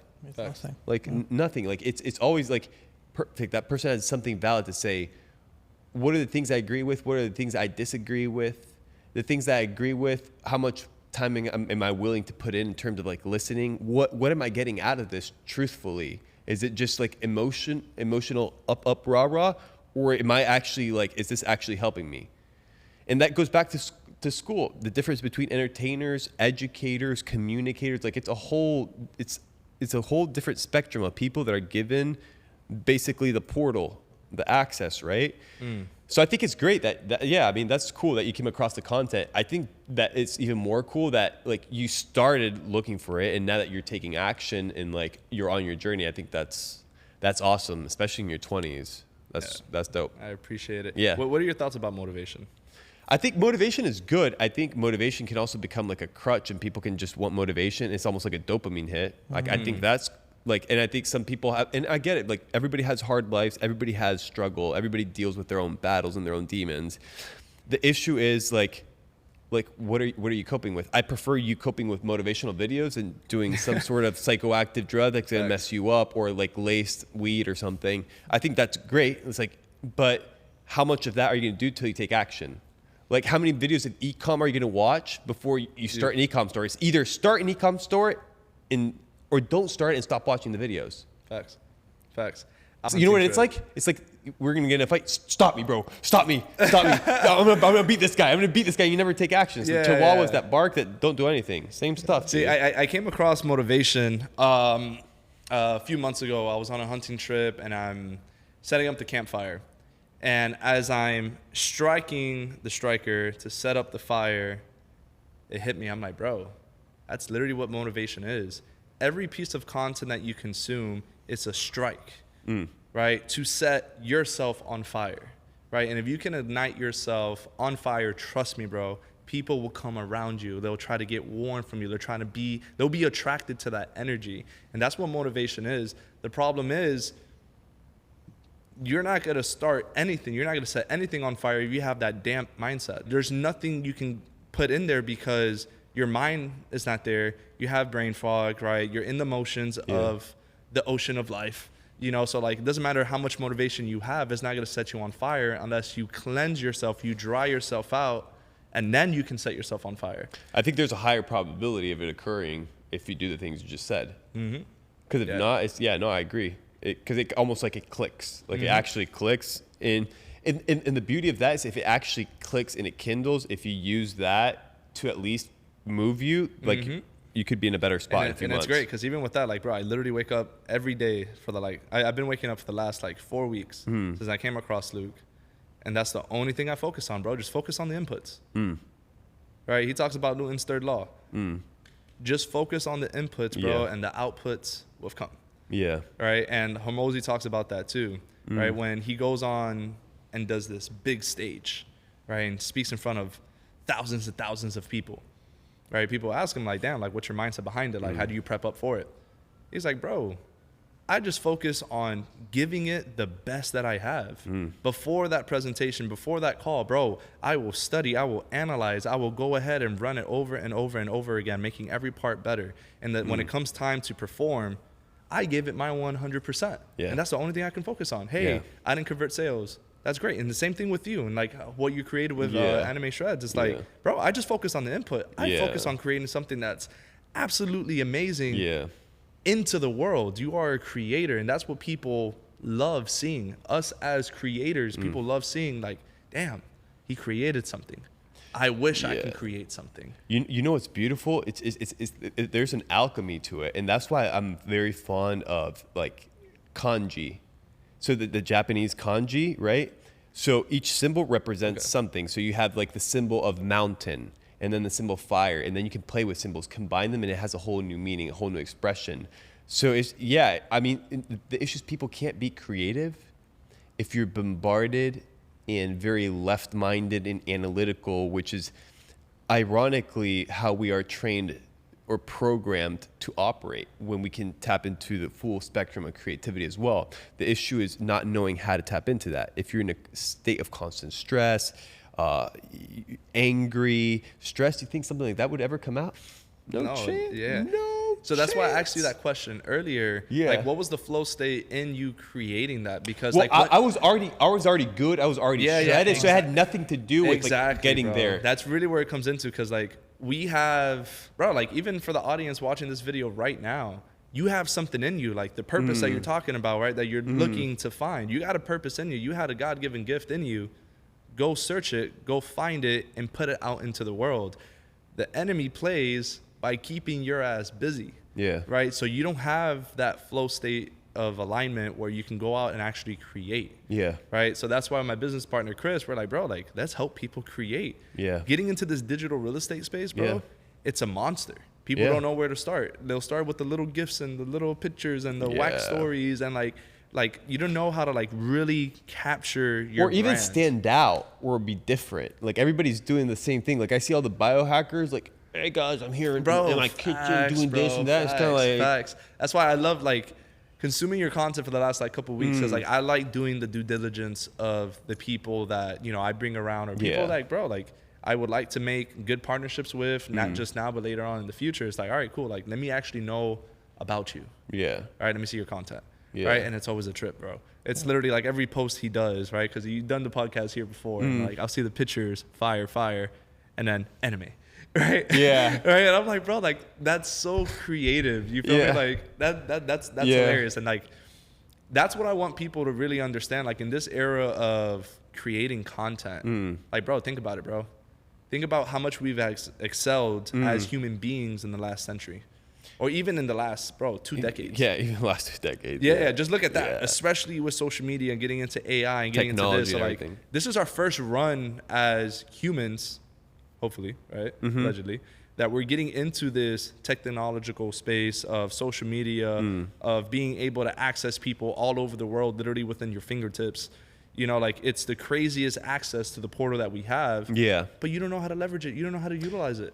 and the problem is if you have this and you don't touch it at all and you live your own life and do whatever, no, that's fine. But if all you're doing is consuming it and being a byproduct of it and it's consuming your life and you're not doing anything with it, then yeah, I don't see any benefits. But if you're going to use it, it has huge leverage. Because imagine I'd gotten shredded, I'd done all this and that. I do the due diligence of like starting a whole business, of doing the courses, helping people out.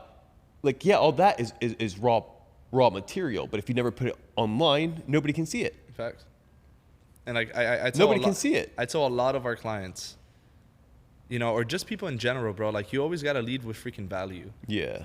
It's like, bro, you're not only doing yourself a disservice by not putting your content out there, but bro, how about the people that have similar stories? How about people that bro, have similar experiences that look like you, that talk like you, Yeah. that are in that current state, and they're literally praying for it. I'm looking for a sign. I'm looking for that alignment. And they don't find it because, hey, I didn't feel like creating. Yeah. I'll do it next month, and then next month turns to next year. Well, and also it can be multiple things. It could be laziness. It could be lack of self-confidence. It could be perfectionism, right? Like when I started, it wasn't the best. Like I wasn't the best person talking in front of the camera, but you have to start somewhere. Facts. And then it's also realizing, is it for you or not? Do you, even if you're not good, do you enjoy being in front of the camera, talking to the camera, or talking with people? Yes or no? No, perfect. Then don't do it. Why are you like? But if you are, then perfect. Then you have to get good at it and be fine looking bad in front of the camera. Who cares? People will forget. Facts. Like, So unless it's something crazy like a meme or something. yeah, even with that, bro, like that's Yeah. why I have 3 phones. Yeah, I have a lot of fun as well. I have Yeah. 3 phones. I have 2 for business, Nice. and then when it comes into my personal time in the mornings, like, bro, I don't care. The whole world can be on fire. If it's an emergency, the closest people to me, reach out to me here. Yeah. Everything else, bro, I'll get back to you when I get back to you. Yeah. You know, because like that's the thing. You got to know how to use this portal and not have it use you. It's setting boundaries as well. People don't like. I'm gonna tell you, when I went full dojo mode, Facts. I didn't touch my phone for the first 2 to 3 hours every single day. I'm It's not saying I don't do it refreshing, now. Now I'll check my phone, especially if I have like calls and stuff. But I'm telling you, not once. What did I do? Walk, stretching, not even work or emails, reading books, everything that required creativity, everything that required like setting me up. Because why? Because I knew once I opened my phone it. airplane mode, You're it's sucked in. just a barrage. You're in there until the night. Yeah. Yeah. So what's your routine right now? I switch up my routine. So right now I'm traveling a lot, so I'm not training as much. I'm fasting a lot. When I get back locked in the mountains, I'm planning on start heavily carving up, doing high levels of protein, high levels of fat as well, but not combining the fat with the proteins. But I'm at 178. I'll probably go 190, 195. So that's like my physical goal.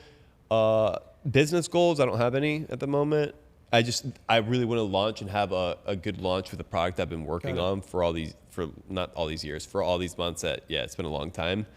But dude, to be honest, I don't have a routine. Like my routine is no routine. Like I'm not even kidding. Like there's things I'll do. Like I try to drink water most days. I try to add salt, chlorophyll. Like there's things that I try to do, but I don't eat. Every 10 a.m. I break my fast, or at 11. No, some days I'll think, shit, I didn't even eat today, and I'm fine. Yeah. And like, if I lose a little muscle because I didn't get my protein in that's fine. You can recomp. So I really don't have a routine. I do try to compartmentalize, like not get a lot of crazy work done that's gonna mess with my emotion in terms of like making me angry or making me super excited or everything close to my sleeping time. Because I'm literally thinking about that before I go to sleep. Now, when I wake up or I'm in the middle of the day, like, it's just, I'm trying to set up those boundaries now. I'm trying to limit my social media exposure in terms of like Instagram, all those kind of platforms. Yep. And just, dude, I listen so many audiobooks, so many books. I like going in the mountains, smoking a tobacco pipe, putting some lines, maybe just smoking that and reading a book next to a tree, drinking my spring water with lime and not having to talk to anybody and just like level up. Because what people don't understand is like, I don't think people are like, I feel like it varies. It can shift from time to time. But it's like, I'm an extrovert, introvert. It's like, no, if you're going to give people stuff, right? You have to look at it like you're giving water, perfect. You're going to empty yourself out. You have to fill yourself up again. How do you fill yourself? How do you feel creative? Is it reading? Is it audiobooks? Is it going for a walk? Is it skateboarding? Is it pickleball? Like, what is it? The problem is people don't know because people don't do anything. They're all sitting in there. It's like, I have free time. I'm just going to get distracted in a sedentary manner.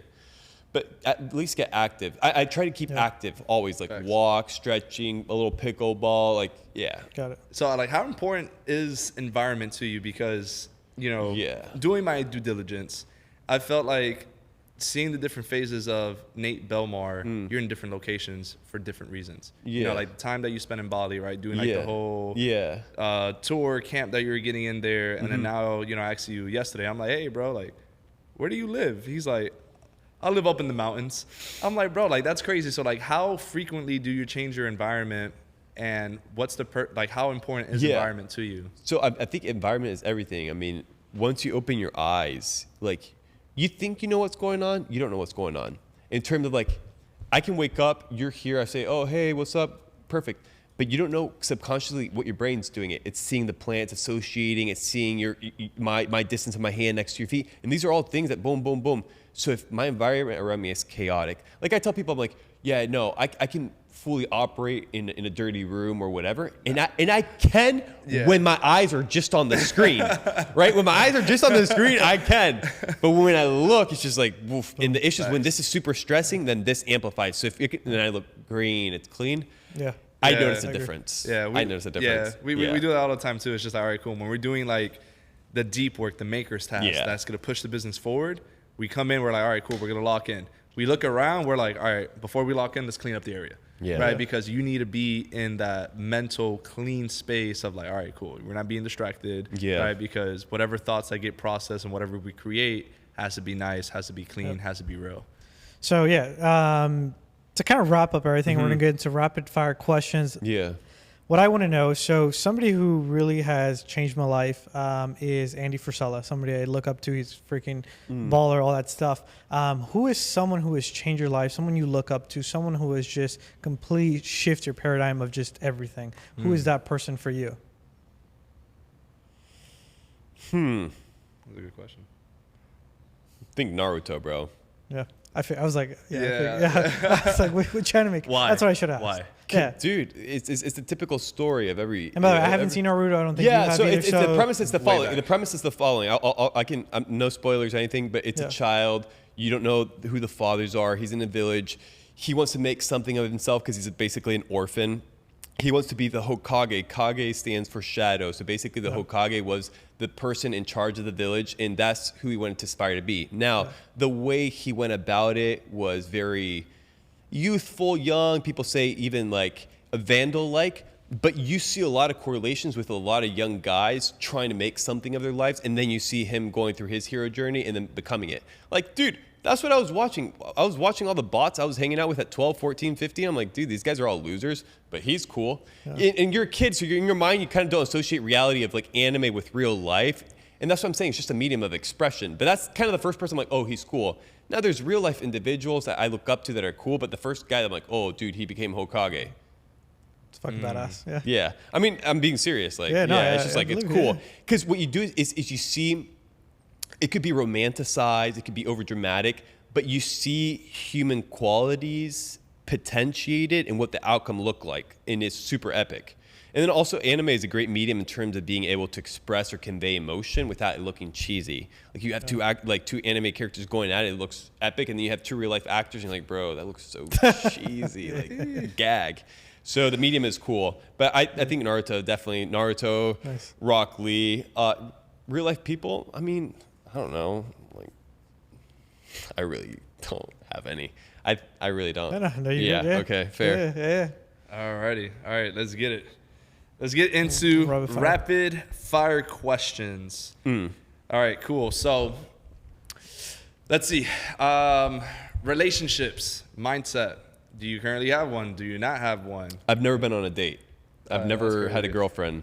So we can stop the video right there, but that's crazy. What do you mean, bro?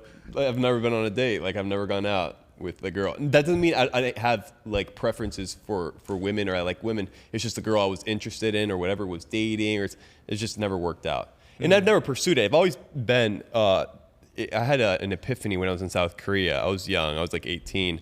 And I saw the South Koreans getting married at like 30. And I'm like, well, that's different than the States. Or I want to do that. I'm like, that's cool because it gives me enough freedom that then once I do get married, it's a whole different lifestyle. So I've just always been like that, dude. So yeah, in terms of relationships, no relationships. And what was the other question? Yeah, it was just that. Oh, yeah, no relationships. No relationships. Yeah, no relationships. Yeah, no relationships. He's like, all right, cool. Next question, please. Top 5 anime characters. Okay. All right, so top 5. All right. So I'm gonna take out Naruto because that's like already there. I like. Can we do just from Naruto show? Because all anime, that's so hard, dude. I would say all anime. Damn it. Like top 5 anime characters. Mr. Belmar is the first one. No, I'm just kidding. No, I wish I want to be an anime character one day. I should make a manga.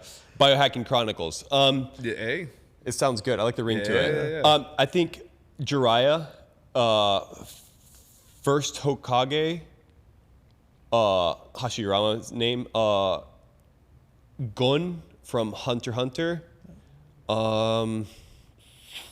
Dude, this is hurting me, bro, because I already know I say names. I'm like, dang, and then I'll go back home and I'll remember this character. I'm like, his arc was so much better, and I spoiled it. I think Itachi. Yeah. I'm going with I watch a lot of anime, but I'm going with most of the Naruto characters because that's like what I grew up on. But I'm gonna give you something else. Who's a good character? I'd like Ichigo from Bleach. I think he's cool.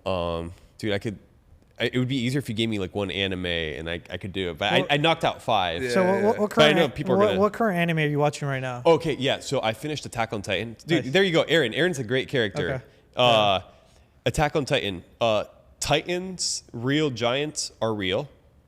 And history has hidden it. So that's a side Easter egg for people. Giants are real. Yep. So when I see an anime like that, I'm like, they're hinting towards something. So I do find it very compelling. So when you say giants are real, like as in like actual... Giants. No, like, yeah. So I'm not talking about gigantism. That's a whole different ballgame. Yeah. It's a person who's tall, who's a human being, can barely move. You need to give them cranes. We're talking about a species of animals that can run next to bison and rip them apart, right? And then you have to study their origins, and then you have to study why they're getting rid of the evidence. But that's a whole different ballgame. Yeah. But yeah, it's Attack on Titan, fantastic. First season of... Okay, so what I'll do is I'll throw out some animes for you guys to watch that are great. Short, so I would tell people is like, watch a short anime that's good. Yeah.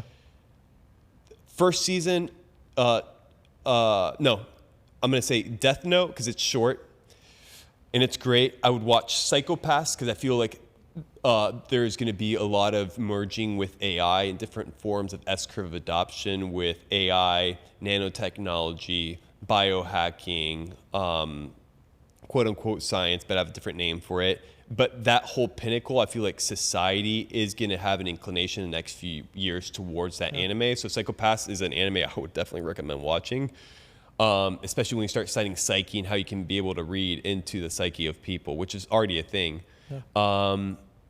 What's another good anime?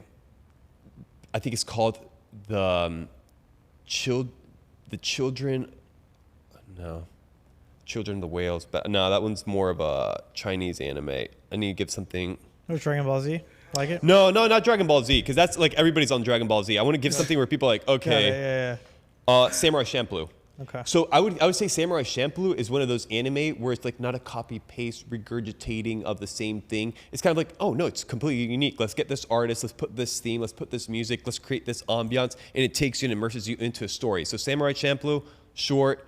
Death Note, short. Psychopaths, short. I would recommend those 3 animes. Is Yu-Gi-Oh considered anime? What? Yu-Gi-Oh? Or Yu-Gi-Oh, yeah, I think it's considered an anime for sure. I feel like Avatar: The Legend of Aang is like an Americanized version of anime. Got it. But it's still pretty good. It's not. Yeah.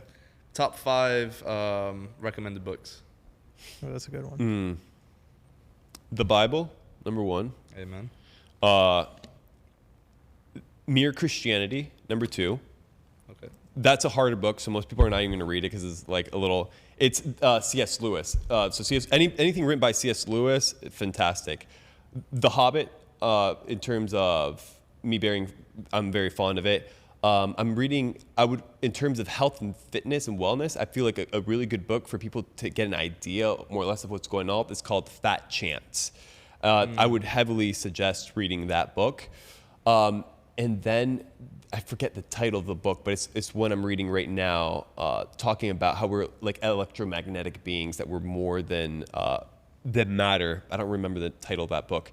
But I think The Alchemist is a phenomenal book. I don't want to spoil it, but it's very beautiful because the whole story goes from the beginning, him going through his whole journey. And if it goes back to what I was telling you before, if you kind of like look at your story instead of horizontally from that spectrum, but vertically, I think that's a very good story of him finding himself at the end through the whole journey.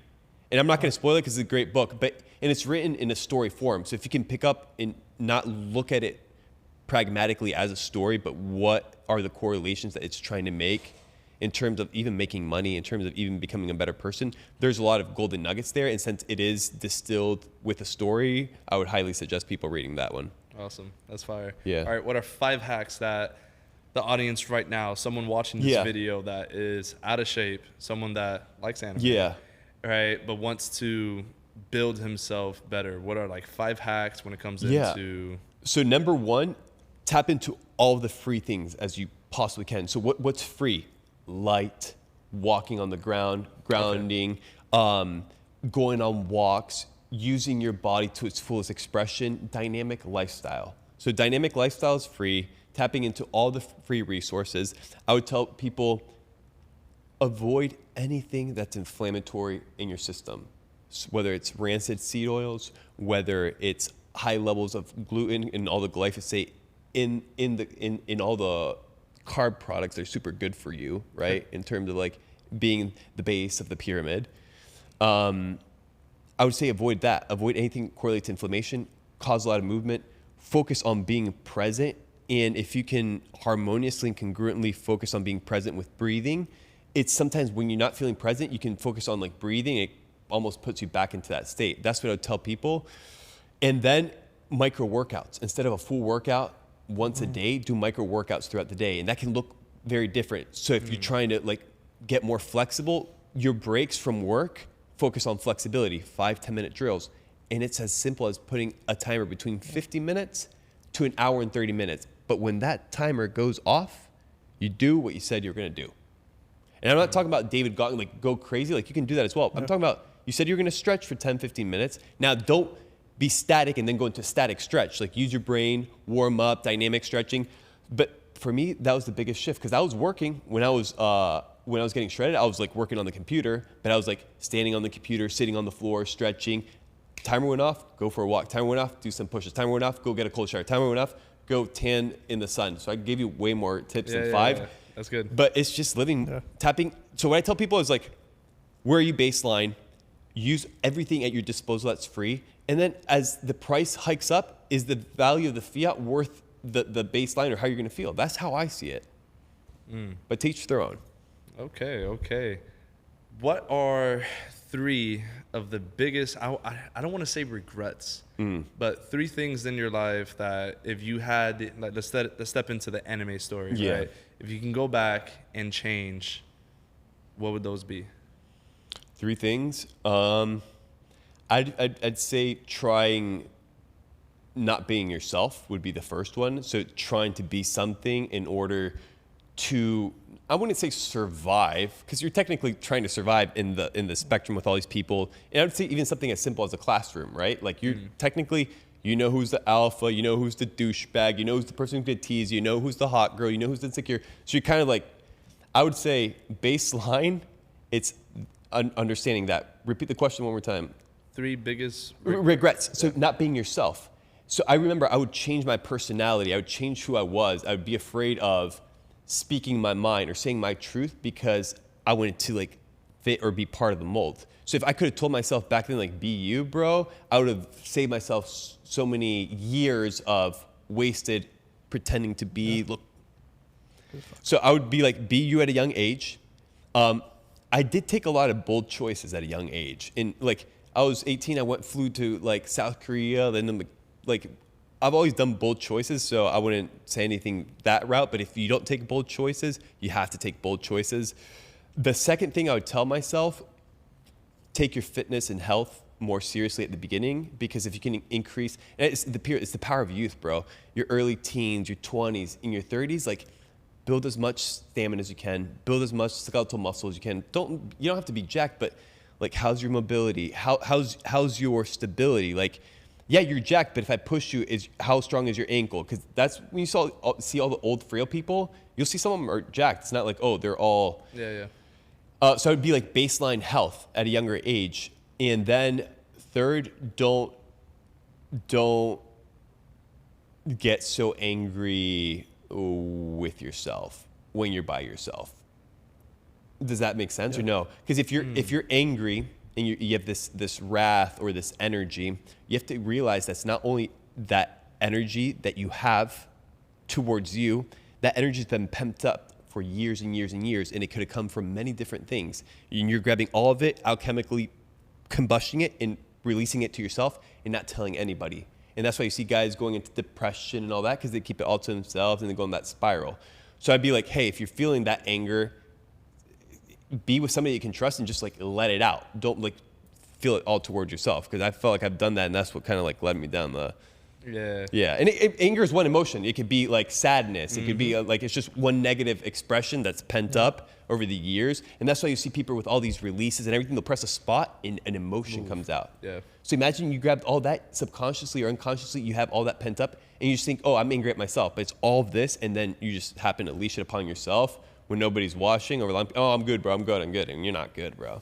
Yeah. What's one of the best business advice that you have experienced in the last few years? Business advice, I think it's creativity and innovation, and trying to find the blue oceans, right? And what is everybody doing? And don't chase. Everybody chases like the shiny syndrome object, right? It's like, oh, this is hot. So, oh, now school is hot, or this, and it's fine. It's whatever. I feel like trends come and go. But ideally is understanding where certain trends are in their S-curve of adoption in terms of a macro level, seeing if you can monetize that in any way, shape, or form. Do you have the skill set? And then go for it. Take a shot. And it might be wrong. Like this, the whole anime shred thing could have not worked out at all. Or I could have launched it too early or too late. Like you don't know, but you have to do it. But I would say be more calculated. But like, for example, just because you're smart, just because you know business, if you make the wrong choice, for example, if you ask me, Nate, there's certain businesses I wouldn't touch at all. And I'm not going to say the businesses because then the video are going to go, but it's a lot of like brick and mortar stuff, a lot of things that I'm just like, where I see things going, I'm like I have nothing to do with this. Because the thing, what people don't realize is it's going to take a lot of work. It takes so much work. So if you only have a few shots, like make sure that at least you calculated. But I'd see like what's hot, because I knew anime was going to start popping off in several years. I knew fitness was definitely a thing. Like everybody's trying to, so it's kind of like, trying to like calculate it. Awesome. Do you have any final thoughts to the viewers watching? Final thoughts. Just do it. Awesome. Just do it. Just do it. Just do it. Yeah. All right, Mr. Nate Belmar. Yes, it has sir. been an absolute pleasure to has been have good. you here. Or where can people find you? Yeah, where can people find you? Yes, You guys, Mr. Belmar.